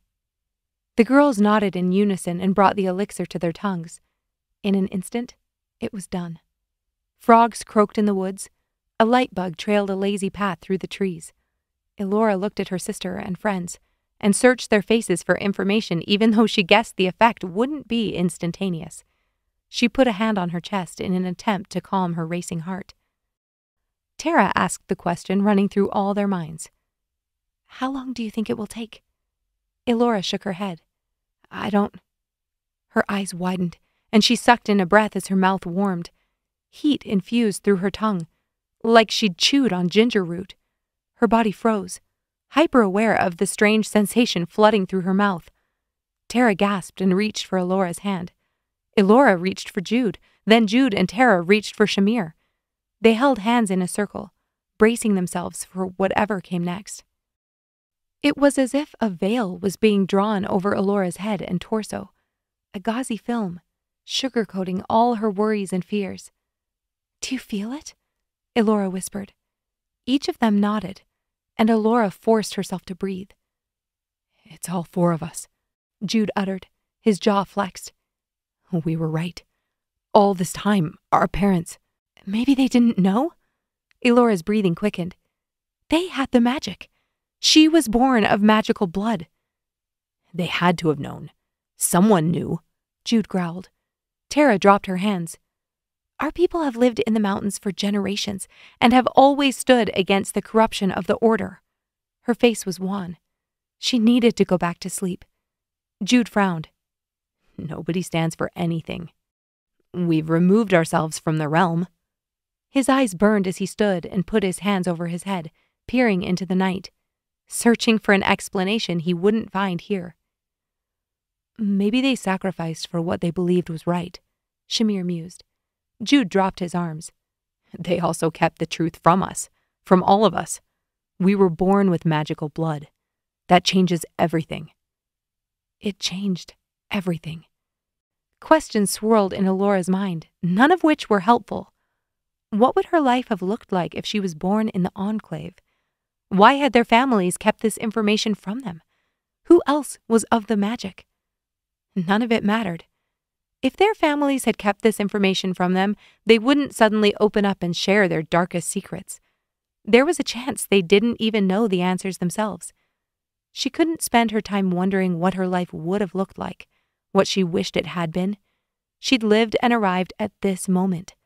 All she could do was choose where she and Tera went from here. Jude drew a deep breath. "Whatever they decided, we can't make the same mistake." He dropped back to his blankets and held his head in his hands. "Elora, Shamir, I have to tell you something. Promise you won't be mad." Elora did not promise, but Jude told them anyway. As he spoke, she slipped her legs back under the blankets, still floating above her worries with the help of the elixir. "So, you only asked me about the magic because I used a word from the prophecy?" Shamir asked. Jude nodded and she scoffed. "That could have been anything." "But you did. You did know something." Shamir shook her head in disbelief. "Not really. Luckily, I knew someone who did, but what if I hadn't?" Jude shrugged. "Then I would have made something up, pretended I was kidding." Elora watched him, absorbing his words. His family had record books and scriptures in boxes in his mother's closet. He'd been studying the magic longer than she had. That night in the loft, when he'd asked her what she knew. Elora threw off her blankets and walked toward the woods. She was exhausted. A dull ache pulsed above her temples. Jude had lied to her, made her think he was curious, not that he was already convinced. He'd allowed her to make a fool of herself. "Elora, wait." Jude ran up behind her and reached for her arm. She pulled it from him and folded her arms over her chest as she continued into the woods. "Elora, I'm sorry." "You're sorry?" She whirled on him. "You pretended you knew nothing. Pretended you were helping when—" "I was helping. I wasn't pretending about that." Elora threw out her hands. "How am I supposed to know? I believed what you said. She stopped short and turned away from him, clenching her hands into fists. "I believed you when you said you wanted answers. When you said you wanted me." She couldn't admit that part out loud. Her voice stuck in her throat as she blinked back tears. "Ask me why I didn't tell you," Jude murmured. He stood directly behind her, and the warmth from his body sent a tingle down her spine. Elora couldn't speak, didn't want to do what he asked. Jude put a tentative hand on her waist, then pulled until she turned to face him. He put a finger under her chin and lifted her face. "Please, ask." Elora shouldn't have allowed him to turn her toward him. Her insides turned to mush at the sight of his parted lips and pleading gaze.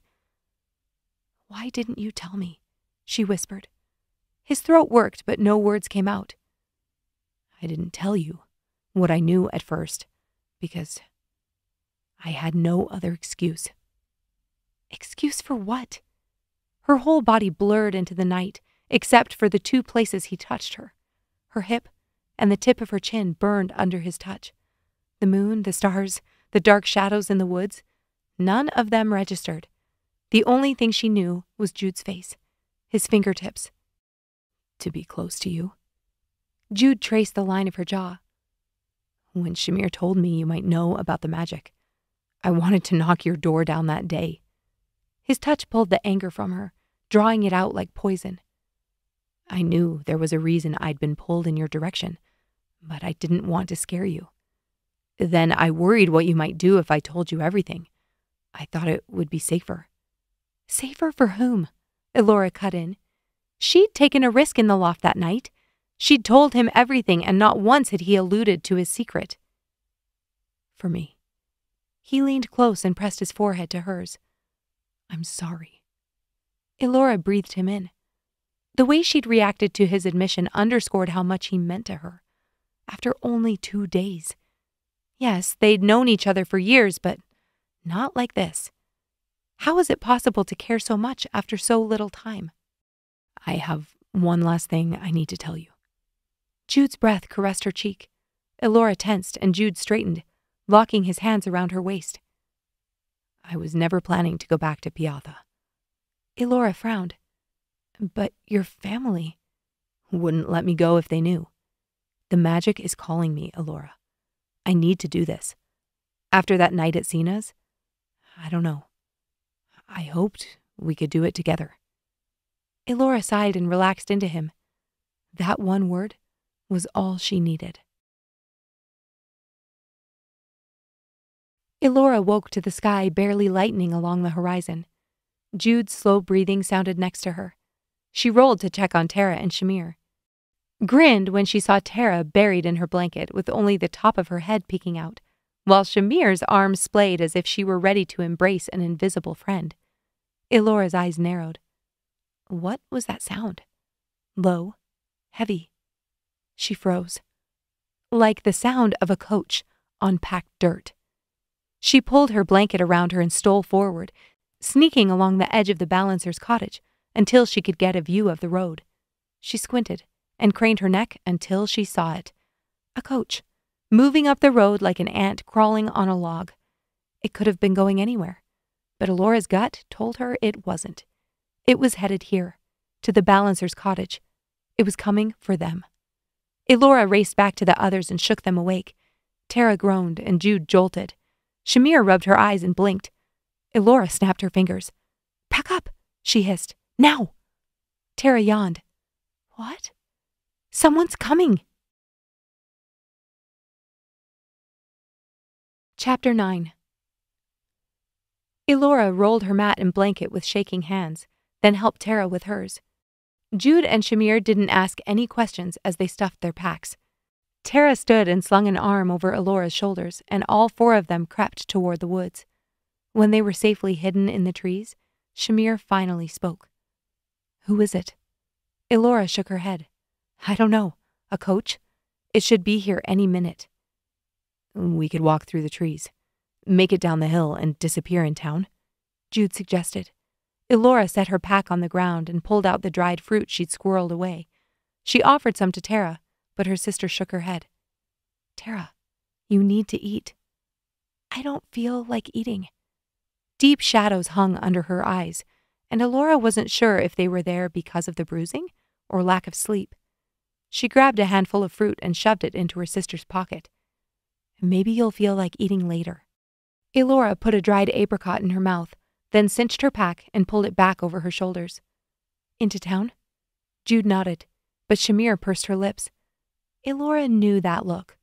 Shamir always wanted to make the people around her feel comfortable, even when it meant swallowing her own opinions. What is it? Elora asked. Shamir shifted on her feet. What are we going to do in town? Elora's heart squeezed.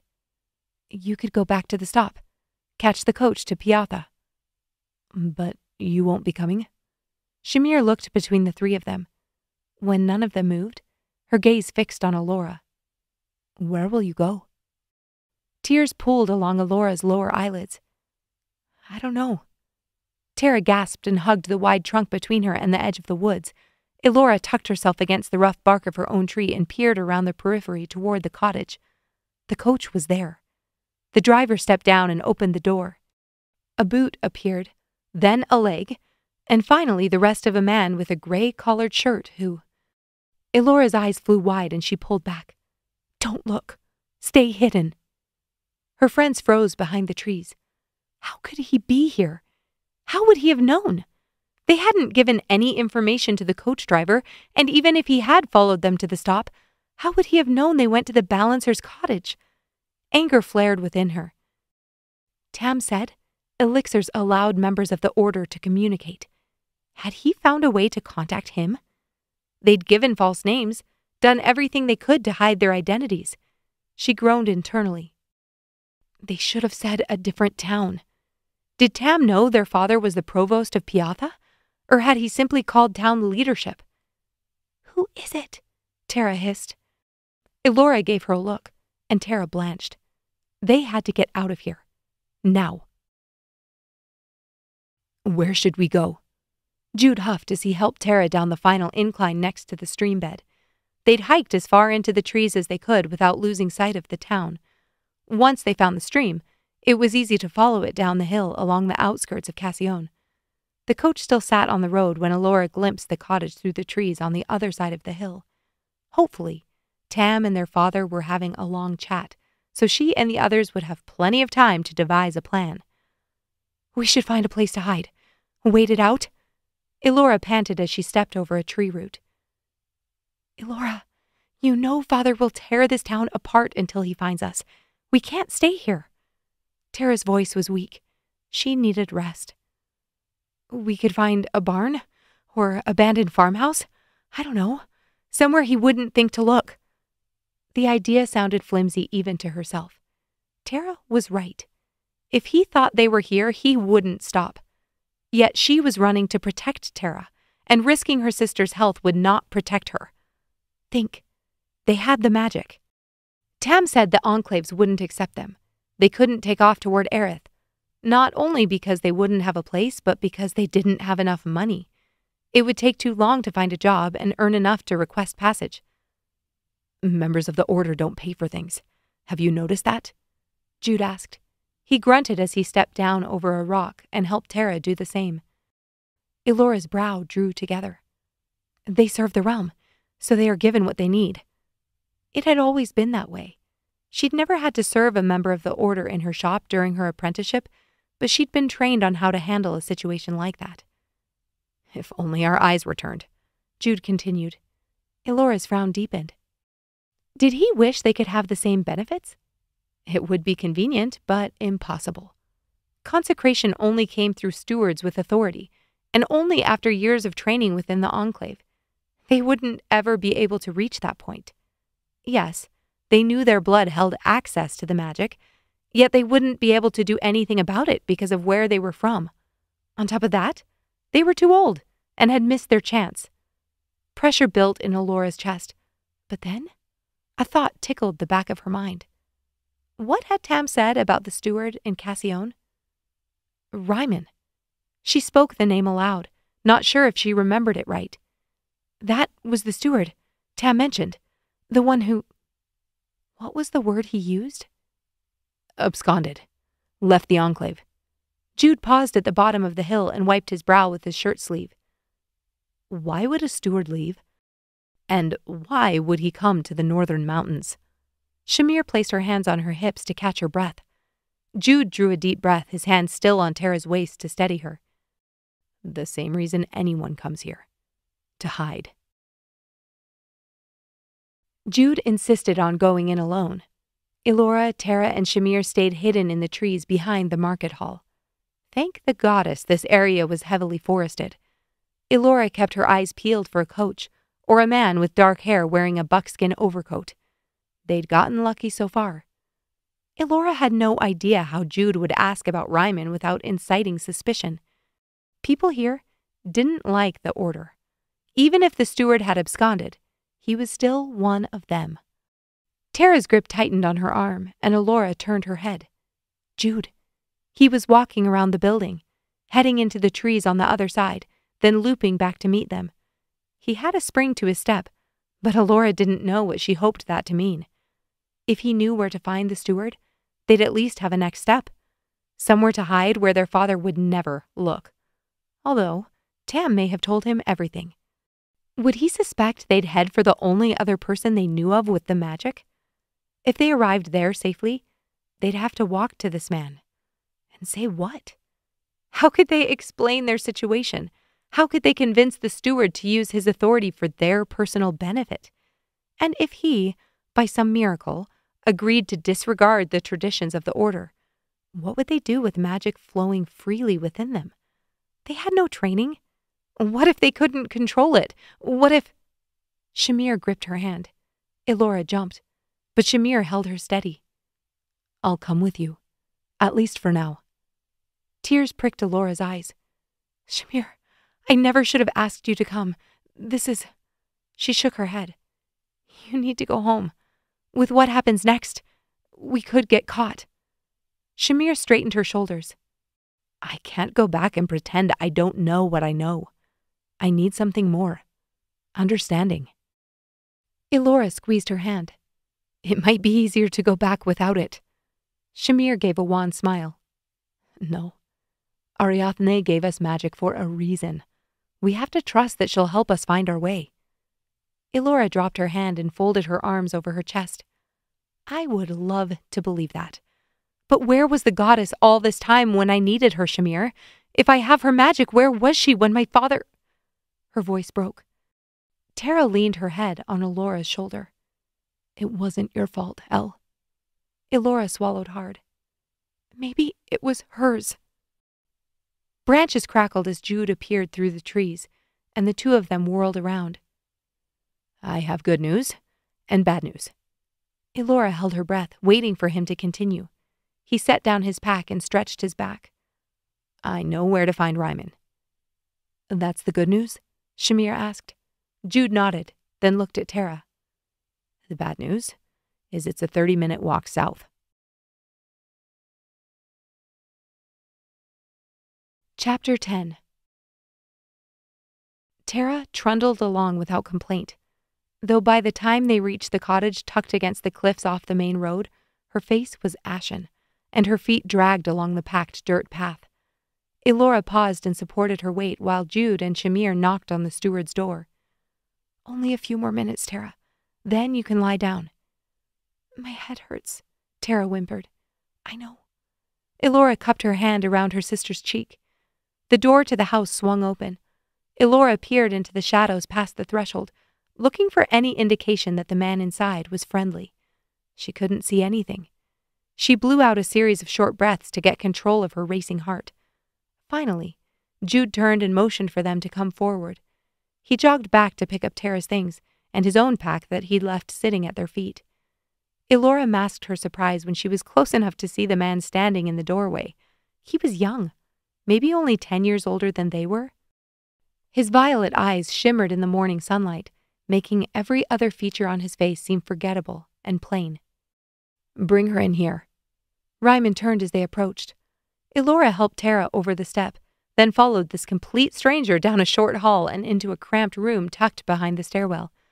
A bed with a rustic wooden frame and patchwork quilt stood against the wall, and Tera sighed with relief as Elora helped her onto it. Sleep. The mattress squeaked as Elora pulled the quilt over her sister. She then unlaced Tera's boots and tugged them from her feet. Elora turned to find the steward watching them from the hall. Thank you. Her lip trembled as the emotions of the morning caught up to her. They'd made it here. Their father hadn't caught up to them yet. Tera was safe. The steward nodded for her to follow him back into the main room with the others. As Ryman sat on his wooden rocking chair, the atmosphere inside his home seemed opposite that of Tam's the night before. Light poured through the front windows, and green plants sat on every open surface. Rugs and colorful tapestries warmed the space, offsetting the cool stone. Ryman slid his hands along the smooth wooden arms of his chair, then tilted back and set it in motion. The wood creaked as he rocked back and forth. I don't believe you tromped down here from Cassillon to find a place for your friend to rest, so please, enlighten me as to why you showed up on my doorstep. Elora looked at Jude and Shamir, then sat between them on a bench under the sunny window. She'd planned to come up with some grand story, an explanation of how they'd been studying at the Enclave but had to travel into the mountains to help a family member, then got stuck and missed their consecration. Possible lies had run through her head as they'd hiked through the trees for the second time this morning. But her stomach had been grumbling, and her feet ached. Now, sitting in this room with Tera finally able to rest, her mind went blank, picked clean, like rows of fresh sprouts in their garden after a rabbit wriggled under the fence. Elora blinked and took in the vaulted ceiling, wooden beams, and the back wall made of the cliff itself, then glanced back at the steward rocking in his chair. He stared directly at her, and his gaze seemed to reach her soul. She'd felt herself begin to crumble in the other room, but now her walls fell in earnest. Even reaching out to Jude couldn't stop the collapse. Her eyes filled with tears, and her body began to shake. Then she opened her mouth and blurted out the truth. Jude held her as she started from the beginning, from the day she and Jude walked back from the lake, how her father had hurt Tera, how she'd decided to run. Jude jumped in and told the steward about his discoveries in his mother's closet, how he'd found out about his family and his possible link to the magic. When Elora's voice faltered, Shamir explained how they'd met with the balancer. She pulled the elixir from her pocket and set it on the side table. Ryman's smile slowly faded as Elora relayed the night before, what had happened when they'd taken a drop and been soothed by it, and how Tam had told them they'd never be accepted in the Enclave. Elora purged herself of every parasitic piece of their story that clawed at her insides, twisting and gnawing at her until she could barely breathe. When she finished, she drew a breath and stared at the steward. When had his chair stopped rocking? The room was silent. Nothing had been decided. They had no answers, and Ryman still sat with a drawn expression. Yet Elora finally felt at peace. The steward crossed one leg over his knee. Your sister won't make it more than a week if you don't get her to the Enclave. Elora blinked. She didn't know what she'd expected him to say, but that wasn't it. Had he not heard anything she said? How could he know anything about Tera's state? He'd barely seen her when they walked inside. How do you know? Her aura. It's tinged at the edges, he stated. Your sight shows you that? Shamir asked, her voice little more than a whisper. The steward gave a slight nod. Mine does. Tears filled Elora's eyes for the second time. Everything she knew of a blessing giver's sight was from books. None of them had mentioned an ability like this. You know we can't go to the Enclave. You can, if you're consecrated. Elora's stomach flipped, and she squeezed Jude's hand. Consecrated. He'd been the one to bring it up. Did that mean the steward was considering it? What would that mean for us? Jude asked. Ryman exhaled. They wouldn't be happy about it, but they'd have to let you in. The order requires ministration to those consecrated to the magic. Jude swallowed. They'd accept us. He scoffed. I didn't say that. You'd hardly be one of them. However, they wouldn't cast you out, as long as you kept to the rules. Elora's pulse raced. But they could help Tera. We'd have a place to live? You'd have to lie. Tell them you received your sight in Calwain. Don't ever mention this place or me. Why Calwain? Elora asked. Ryman scoffed. Things like this happen there. Odd things. Miraculous things we can't make sense of. It will be easier for them to believe if you package it with what they know. And they can help my sister? Elora repeated her question. The steward wet his lips and leaned forward. If there's anything to be done, only blessing givers with herbalist training can help her. Shamir straightened, but Elora didn't notice. He'd said if, and if wasn't an option. You left the Enclave. Do you still have authority? Was that the word Tam had used? Ryman's mouth curled. As much as the ambassador wished my authority stripped, I still hold it. And you'll consecrate us? Elora's lower lip wobbled. This was it. Their ticket out. They'd be able to travel to Aerith and join the Enclave, get help for Tera, escape Piatha and their father, discover their true callings in the magic. Ryman sighed. I can officiate, though I'm not sure if it will work. I'm a blessing giver. From what you've told me, it doesn't sound like you know your bloodline." Elora swallowed. "I don't." Jude pursed his lips. "I believe my great-grandfather was a balancer." Ryman nodded. "It may not work, but if it does, are you sure this is what you want?" Elora turned to her best friend. Shamir had a family in Piatha, parents who loved her. Sina, who was waiting to train her as an herbalist. "Shamir, you don't have to." "I know." Shamir squared her shoulders. "Elora, this is our next step. I can feel it. There's something for us there." "But what about your family?" Shamir winced. "I'll go back. Before we go to Aerith. They know how much I want to be an herbalist, and once they see this..." She lifted a hand to her cheek. "I hope they'll understand." Tears dropped down Elora's cheeks as she pulled Shamir into an embrace. She laughed out loud when Jude wrapped his arms around both of them and squeezed so tightly they couldn't breathe. When he finally released them, Elora turned back to the steward and wiped her eyes with the back of her hand. "Can I ask you a question?" When Ryman nodded, she added, "You won't change your mind if I ask it, will you?" He chuckled and motioned for her to continue. Elora wrung her hands. "We know this is against the rules for your enclave. Why would you do this for us? People you barely know." Ryman's lip twitched. He stood from the chair and smoothed his slacks. "I left the enclave because I believe the Order is heading in the wrong direction. I believe the magic is awakening, as foretold in prophecy. You landing on my doorstep is proof of that." He strode across the room and opened a black book, then licked his index finger and turned the pages. "Have you read the prophecy?" Shamir shook her head as both Jude and Elora nodded. Ryman winked at Shamir and cleared his throat.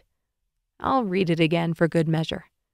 This is from the Book of Ariadne, recorded by Josephine the prophetess. My magic is given freely, but protected with a purpose. And I give unto you a warning, that upon the day my fount is polluted, ye shall know the great and formidable day of Sidoni is near." He paused and drew a breath. "But I shall not leave my people unprepared. My power, sealed to their blood, will awaken. Many have I called to gather those that are lost, and they will rise in new power as the bonds of Sidoni weaken. Only when my power is whole will it become a protector. Only when the magic is complete will it fail." The steward glanced up.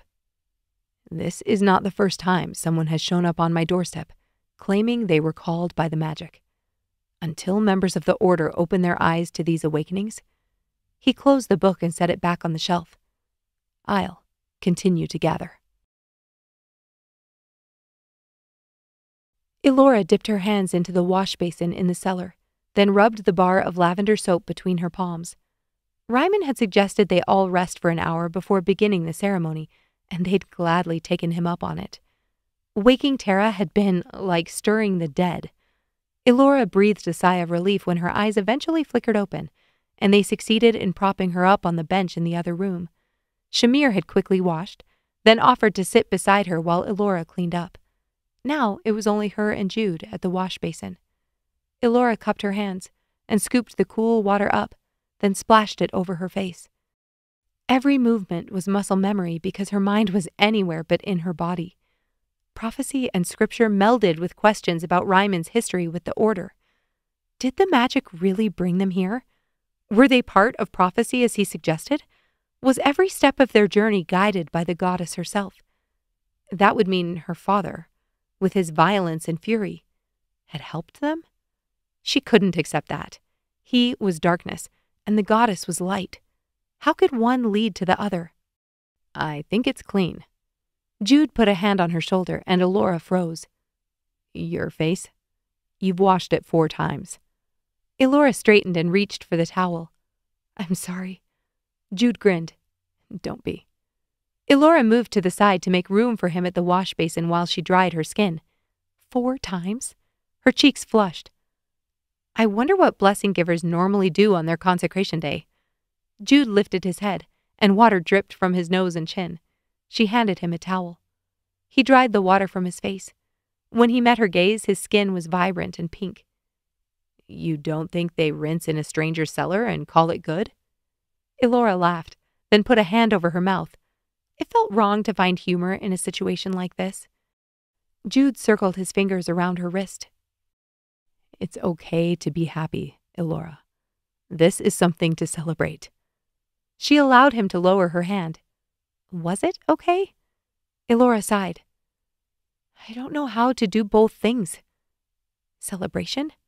How could she feel that when she was overcome with grief at losing her home and walking away from everything she'd ever known, even if it wasn't worth missing? That weighed her down heavier than the pack she'd carried on her back.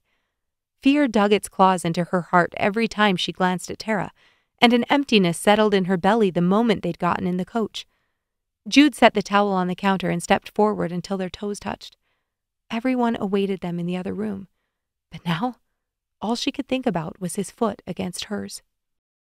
Elora, I don't know what tomorrow or even next week will bring, but I'll teach you something I learned hauling wood. Jude slipped a hand around her waist and pulled her to him until their bodies were flush. I told myself I didn't need to worry about how much more we had to do, or how I'd get up and do it again the following day. All I had to do was be in that moment, bring myself back to then and there, get through the next load. Take the next step. Elora's breathing quickened. If I don't think about tomorrow, we might not. Jude put a finger to her lips. We might not. It's true. He turned his hand and cupped her face. But we might. I don't want you to miss what's happening right now, because you're stuck figuring out which one it is. Elora closed her eyes and leaned into his palm, breathing in the faint scent of lavender still clinging to his skin. I don't know how. Jude lowered his head and took her mouth in his. Elora gasped and stole his breath as his fingers pressed into her lower back. She was as rigid as new leather, while Jude felt worn in. How? How could he face the same unknowns she did and still seem so at ease? She clung to him, willing herself to absorb strands of whatever energy he had. He'd already surrendered to the current, and here she was paddling upstream. His kiss helped. Her worries were still there, but she couldn't clutch them as tightly when his breath mixed with hers. Instead, a soft, glowing hum filled her head as her skin smoldered everywhere he touched. A tug against her hip, pressure against the back of her neck, a whisper against her cheek. Jude's touch was magic. He made it easier for her to forget, to trust. Jude pulled her hips to his, and something inside of Elora broke loose, like a stream beginning to flow again after winter's freeze. Elora sighed as she liquefied against him, pressing her lips more fervently against his as she worked to memorize the curve of his mouth. A hunger awakened inside her, clamoring for her to recognize how much she needed this, how much she needed him. On her own, she got tangled up in everything that could be, instead of seeing what was. Every moment she'd spent with Jude seemed to slow time, to soothe, to calm. He peeled her fingers from the reins and forced her to look up from the wheels. She rocked her hips against his, winding her fingers in his shirt. Jude's hands began to tremble, but then his mouth curled as he pulled back. No, she whimpered. She didn't want this to stop. Jude chuckled, his voice low and smooth. She opened her eyes and blinked. There it is. I knew you could let go, he teased. Elora swallowed and worked to catch her breath. I'm going to need you to do that again. He brushed her hair behind her ear. You mean you like when I help? Her lips tingled as she nodded. Yes, very much. Jude grinned. His hair was mussed and his skin flushed. As much as I agree, I think we have people waiting for us. For some ceremony or something.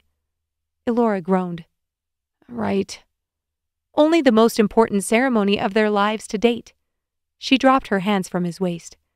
Jude brushed his lips against hers one last time. We'll have plenty of time for more of this later, he murmured. And I can't wait to see your eyes. He stepped back. As his hand left her hip, she snatched it into hers. "Jude?"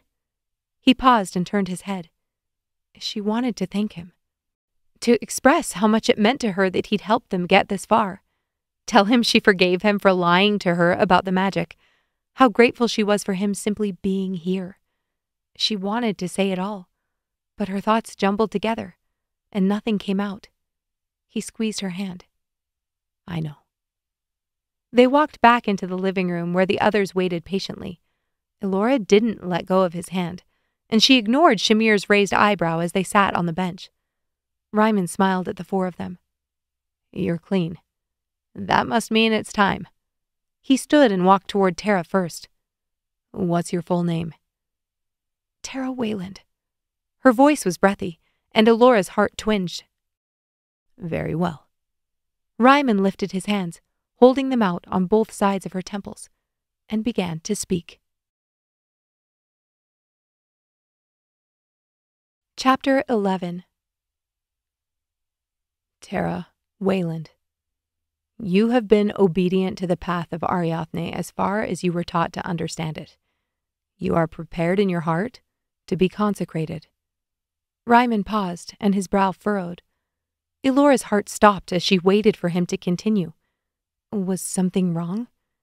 Did he know the words to say in a consecration as unorthodox as this?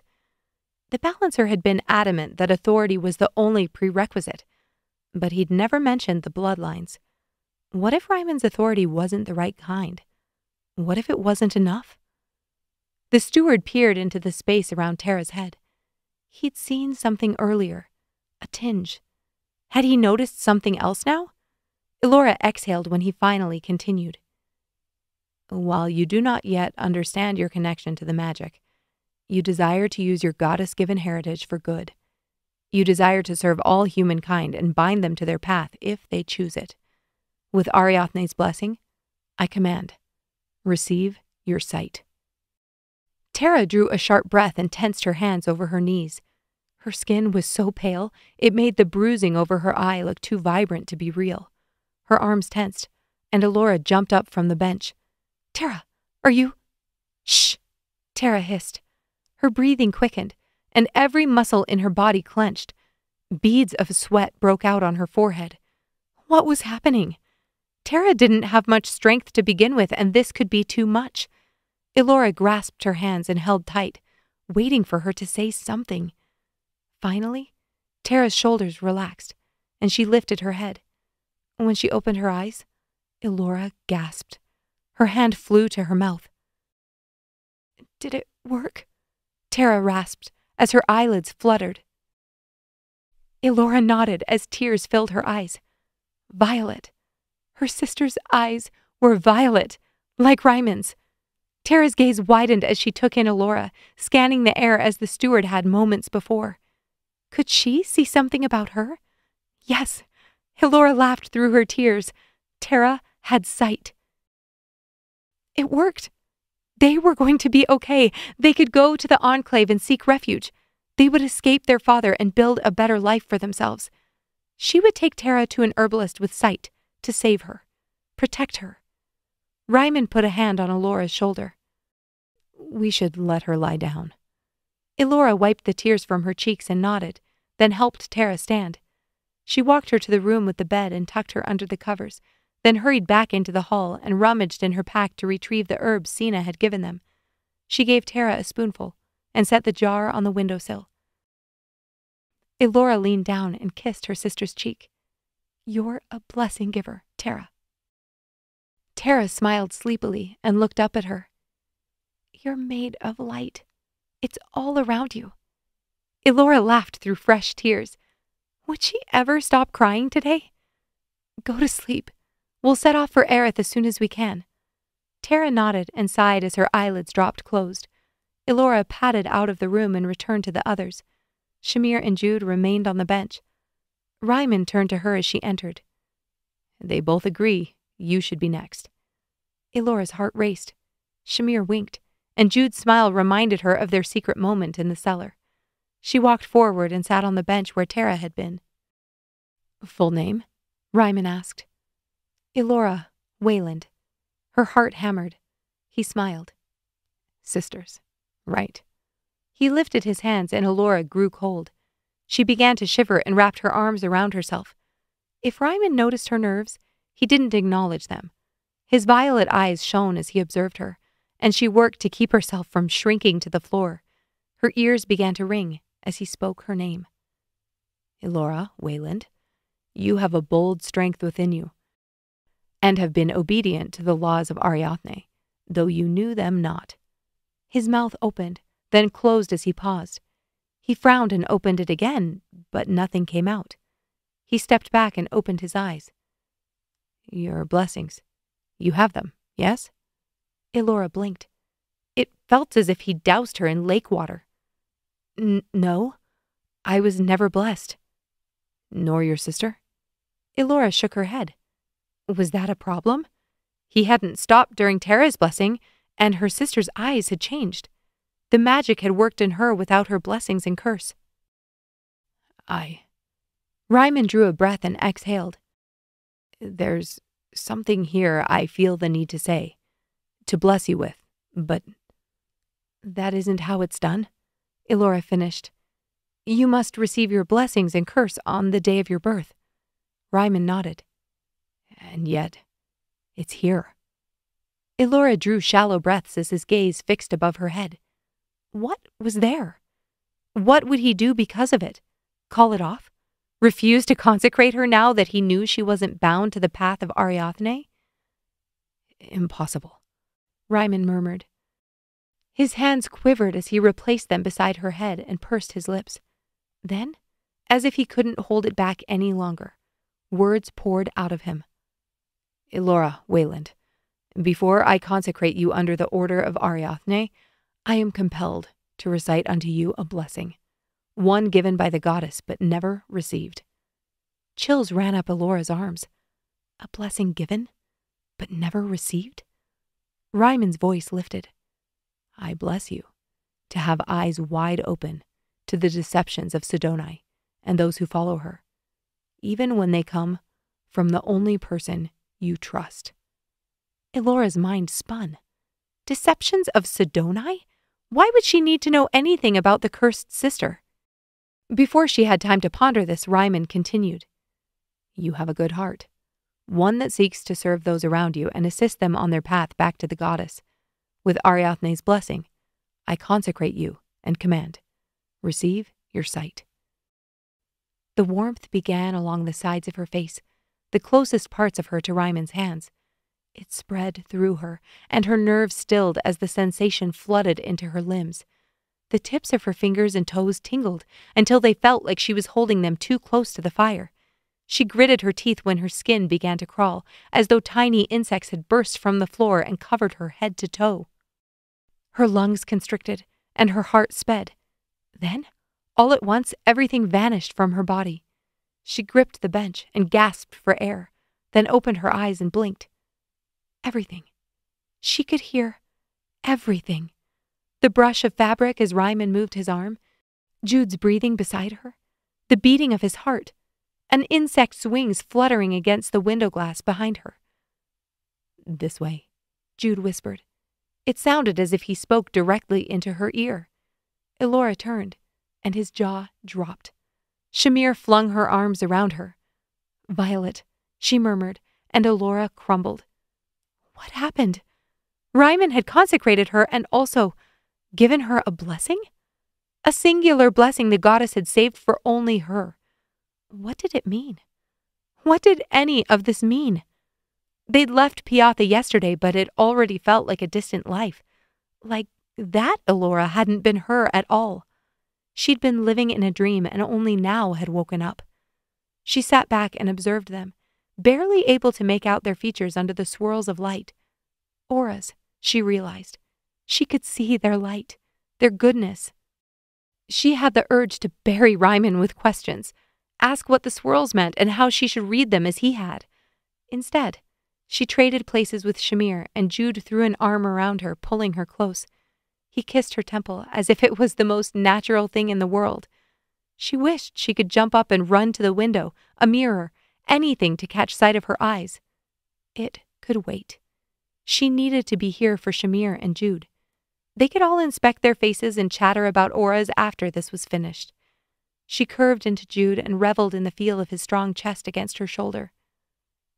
Shamir, tremblay, Shamir offered before Ryman had a chance to ask. He smiled, his face wearier than when they'd first knocked on his door. Thank you. He raised his hands and began without hesitation. Shamir, tremblay, you are in tune with the magic. Your aura flows with it. And though you did not understand the life force guiding you forward, you followed. You desire to serve, to heal, and your request shall be granted this day. With Ariadne's blessing, I command, receive your sight.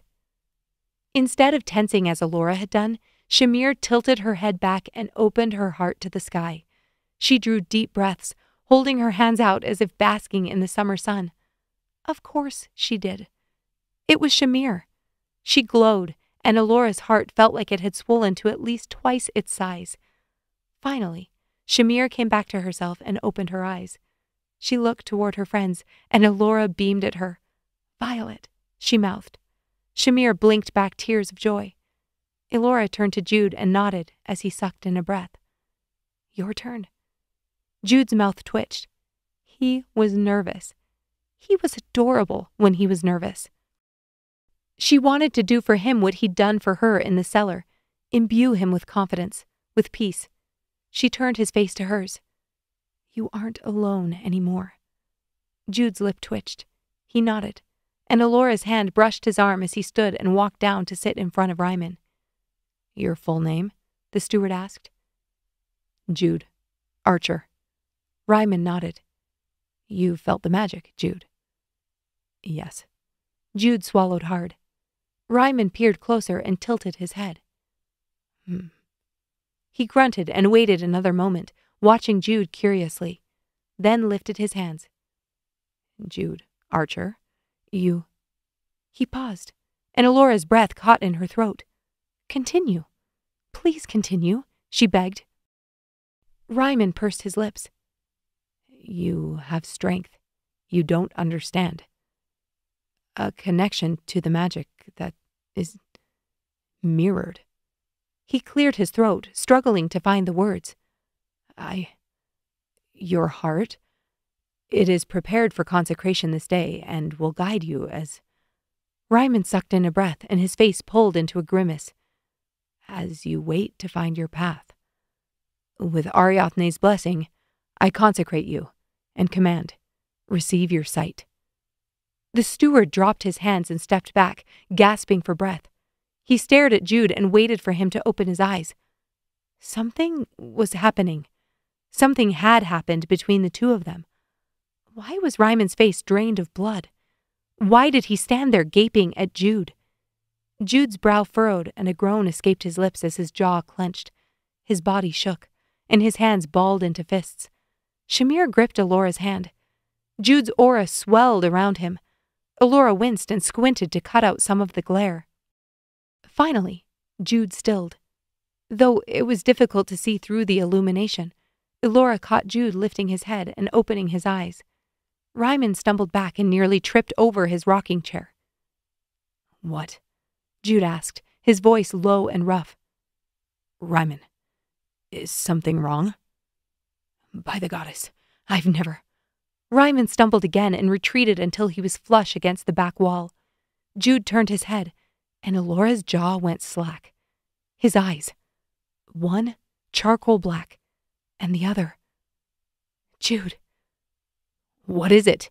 He demanded, his cheeks flushing. Shamir squeezed Elora's hand. Your eyes. One is that of a balancer. The other is gold. She spoke clearly, and it was more than Elora could have done. She could barely catch her breath. Gold? What did that mean? What did it stand for? Jude stood and searched the room, hunting for anything reflective. Ryman pointed to the room behind him, and Jude stomped past. Elora and Shamir waited, holding their breath. What does it mean? Jude called. Ryman swallowed and drew a deep breath. It means you will never be accepted in the enclaves. Chapter 12. Never accepted in the enclaves. The words rolled around in Elora's head. Never accepted. It felt as if she'd swallowed boiling hot tea. That wasn't acceptable. The edges of her vision blurred. Jude didn't have the eyes of a blessing giver. He had one eye like Tam's, and the other.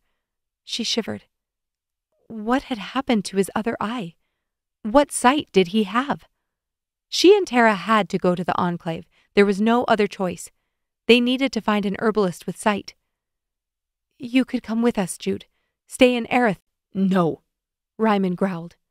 He can't go anywhere near Aerith. Elora flinched as his voice thundered around them. Jude stalked out of the room, his face stricken. What is this? He pointed at his golden eye. Ryman paced across the room. I don't know. Don't know? Jude's chest heaved. How is it possible that my eyes are two different colors? How? Because you have mixed blood, Ryman spat. Mixed blood? Elora's chest tightened. Keep the bloodlines pure. That's what Tam said. Tera had asked him if they could marry outside the bloodline. Had he ever answered that question? Elora's hands tightened against the bench. Why does it matter if his blood is mixed? Why is it so important to keep the bloodlines pure? Ryman ran a hand over his face, then turned to the shelf and pulled the Book of Ariadne out again. It matters because of the prophecy. He flipped the pages, then began to recite the same words he'd read when they first arrived. My magic is given freely, but protected with a purpose. And I give unto you a warning, that upon the day my fount is polluted, ye shall know the great and formidable day of Sidoni is near. Ryman closed the book with a thump. The bloodlines must remain pure, so the fount isn't polluted. Polluted how? Shamir asked. Ryman stiffened and clutched the book to his chest. I don't know the answer to that. I only know the laws. Elora stepped toward him. But you left because... I know.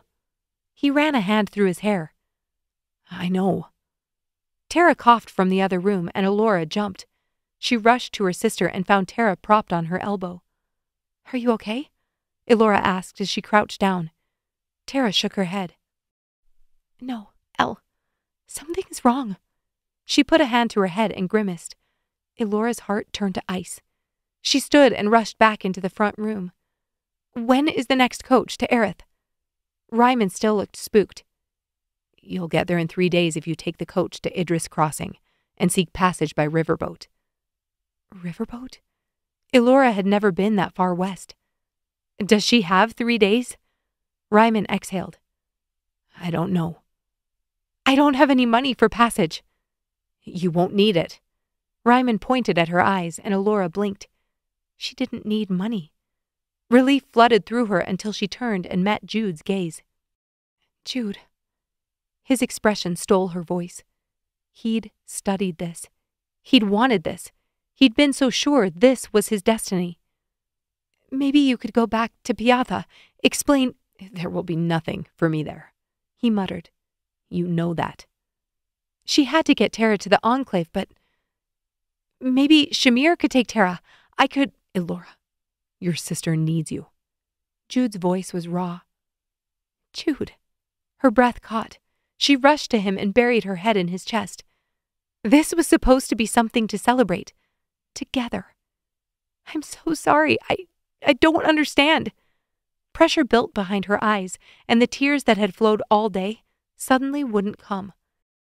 Fear gripped her, and a wall seemed to slam down between her mind and heart. Ryman cleared his throat. Last coach for Idris leaves at 2 o'clock. You'll have to walk into town and wait by the public house on Middle Road. It had taken them how long to walk here through the woods? Elora lifted her head. Jude, I don't want to leave without you. You have to take Tera to the Enclave. He wiped his eyes with the backs of his hand. I'll help you back to town. You don't need... I'll help you back to town. Jude dropped his arms and set out to gather their packs. She didn't want him to help them. Not when he couldn't come with them. Not when they were safe, and he wasn't. She'd told him he wasn't alone. I have a cart you can use, Ryman offered. It's covered. You can leave it in town, and I'll collect it later. I'll bring it back to you. Jude turned and shot the steward a pleading look. He had no one, knew nothing about what was happening to him. Jude, with all his strength and confidence, suddenly looked small. Elora's heart cracked down the middle as Ryman shook his head. No, thank you, but I'll pick up the cart in town in the morning. Give me a moment. I'll bring it around front. Elora held on to Tera as the coach approached. Jude kept his gaze lowered in town, though there weren't many people around. Most townsfolk had taken care of their business in the morning, and Middle Road was sleepy, except for 2 other travelers waiting for the coach. An older couple with trunks in each hand. They didn't seem like the type to ask questions. The driver pulled on the reins, and the team of carpet mules stopped obediently. Their lips played with the metal bits in their mouths as they snorted and flicked their tails. "Passage to Idris Crossing," the driver called. He wore a wide-brimmed hat and leaned over the seat to spit through his teeth. 4 people already sat in the open coach, but 2 benches were still empty. Elora looked up at the driver, and his eyes widened. She waited for him to cry out, to pronounce her a fraud and report her to the keepers of the peace. He didn't. Instead, he smoothed his hands down his sheepskin vest and motioned for her and Tera to board, then reached for payment from the couple still waiting at the edge of the street. Elora helped Tera up the thin wooden steps and settled her against the far wall of the coach, then waited for the couple to take their seats. "I'll be just a moment," she called to the driver, then dropped back to the dirt road. Elora approached Shamir. "I don't like the idea of you going back to Piatha on your own." Her friend waved her off. "I'll go quickly, find my parents and explain. I won't talk to anyone else, and you know they won't turn me in. Then I'll be on the next ship to Aerith." "How will we find each other?" Elora's stomach flipped. What if Shamir was caught on her way back home? What if her parents wouldn't let her leave? What if— "I'll find you, I promise. But I can't leave without saying goodbye." Shamir wrapped her arms around Elora. When she pulled back, her violet eyes were glassy. "Take care of Tera. I'll be there soon." Elora nodded. Shamir squeezed her hands, then turned and strode down the street, ducking into one of the clothing shops. Smart. An unfamiliar outfit would keep eyes off her as she traveled back to Piatha. Jude stood in the shadows of the public house, still staring at his feet. Elora felt as if someone had scooped out her insides. This morning he'd carried Tera on his back through the woods, and now they were abandoning him. She hated it, hated everything about this moment, but what else could she do? She had to help Tera. "You know nothing of our sacrifice." Tam's words rang in her head. Was this what he meant? She thought of the balancer alone in his cottage in these unforgiving mountains. Had he left people behind? Sight, sense, service. She had her sight. New and disorienting senses. Her service had always been for her family, given to her mother and sister. She had to take care of Tera, no matter the cost. "There has to be a way," she murmured, and reached for Jude. He flinched as she put her hands on his waist. "Jude, we'll find—" "No." Jude shook his head. "My family broke the laws of Ariadne, Elora. Maybe there was a reason we ended up in the northern mountains. I should have left well enough alone." Her heart dropped. She'd been arrogant. After all she'd studied, she never considered the pieces of the story she didn't know. Why their people hated the magic, why they hid themselves far from the enclaves and civilization. Had all their ancestors broken the laws of Ariadne, or only Jude's? Her eyes were violet. So were Shamir's and Tera's.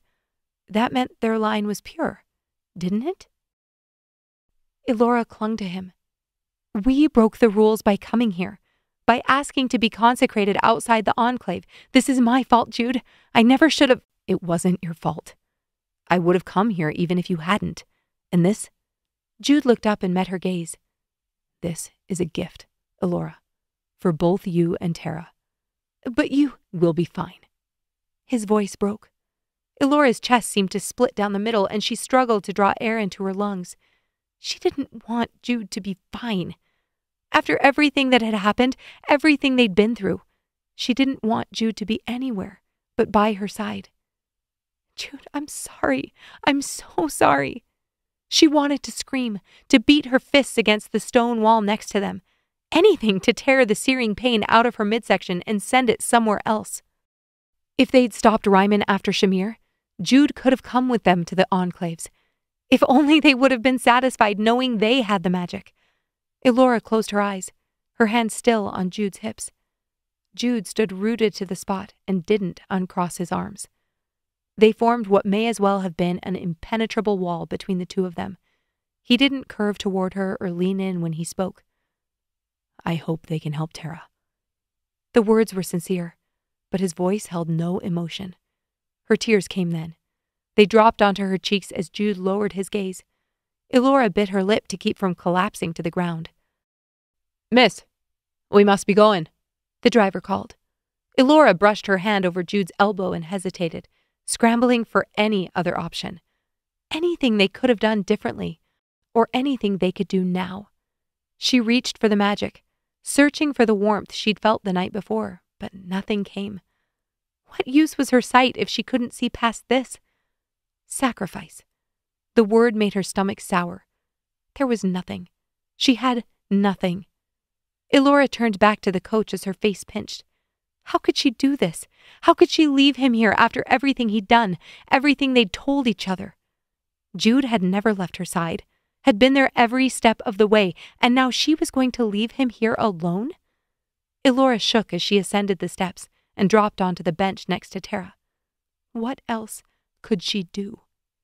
She hated that her gaze kept swinging back to Jude. The image of him, arms crossed and head bowed, would haunt her. She knew it. She wished she could see his smile or watch him walk with an armful of wood toward the scrap pile, one last time. Anything to erase this devastating picture from her mind. It was selfish, and she knew that too. The driver whistled, and her body jolted as the mules pulled forward. Elora watched Jude until she couldn't crane her neck any farther. He didn't look up, didn't move a muscle. She turned forward and slumped, leaning gently against Tera as her stomach clenched, making it impossible to breathe. She clamped her jaw and squeezed her eyes shut, forcing the sobs down in her throat. Elora retreated inward and made a silent promise. She would help Tera. Then, she'd do whatever it took to find Jude. She would make her way back to him and prove she was serious, that she cared, that he wasn't alone. "El?" Tera whispered. "Mm-hmm." Elora didn't trust herself to speak. "We're going to the boat?" She nodded. "I've never been on a boat." "Mm-hmm." Elora wiped her eyes and nose with the back of her hand, hiding her devastation as best she could. She looked out over the coach's side, and her breath caught. A smaller, covered coach approached on the road, and a man with dark hair and a gray-collared shirt sat up front with the driver. The same shirt she'd seen this morning in front of Tam's cottage. Elora lowered her head as the coach passed, then waited a few moments for good measure. Her ribs pressed against her lungs. She didn't dare look back, didn't dare do anything but hold frozen against her sister's side. "Run, Jude. Run." Thanks for listening to Of Hidden Blood, written and narrated by Cindy Gunderson. Continue the series now with The Blessing Giver. Copyright 2023, Button Press.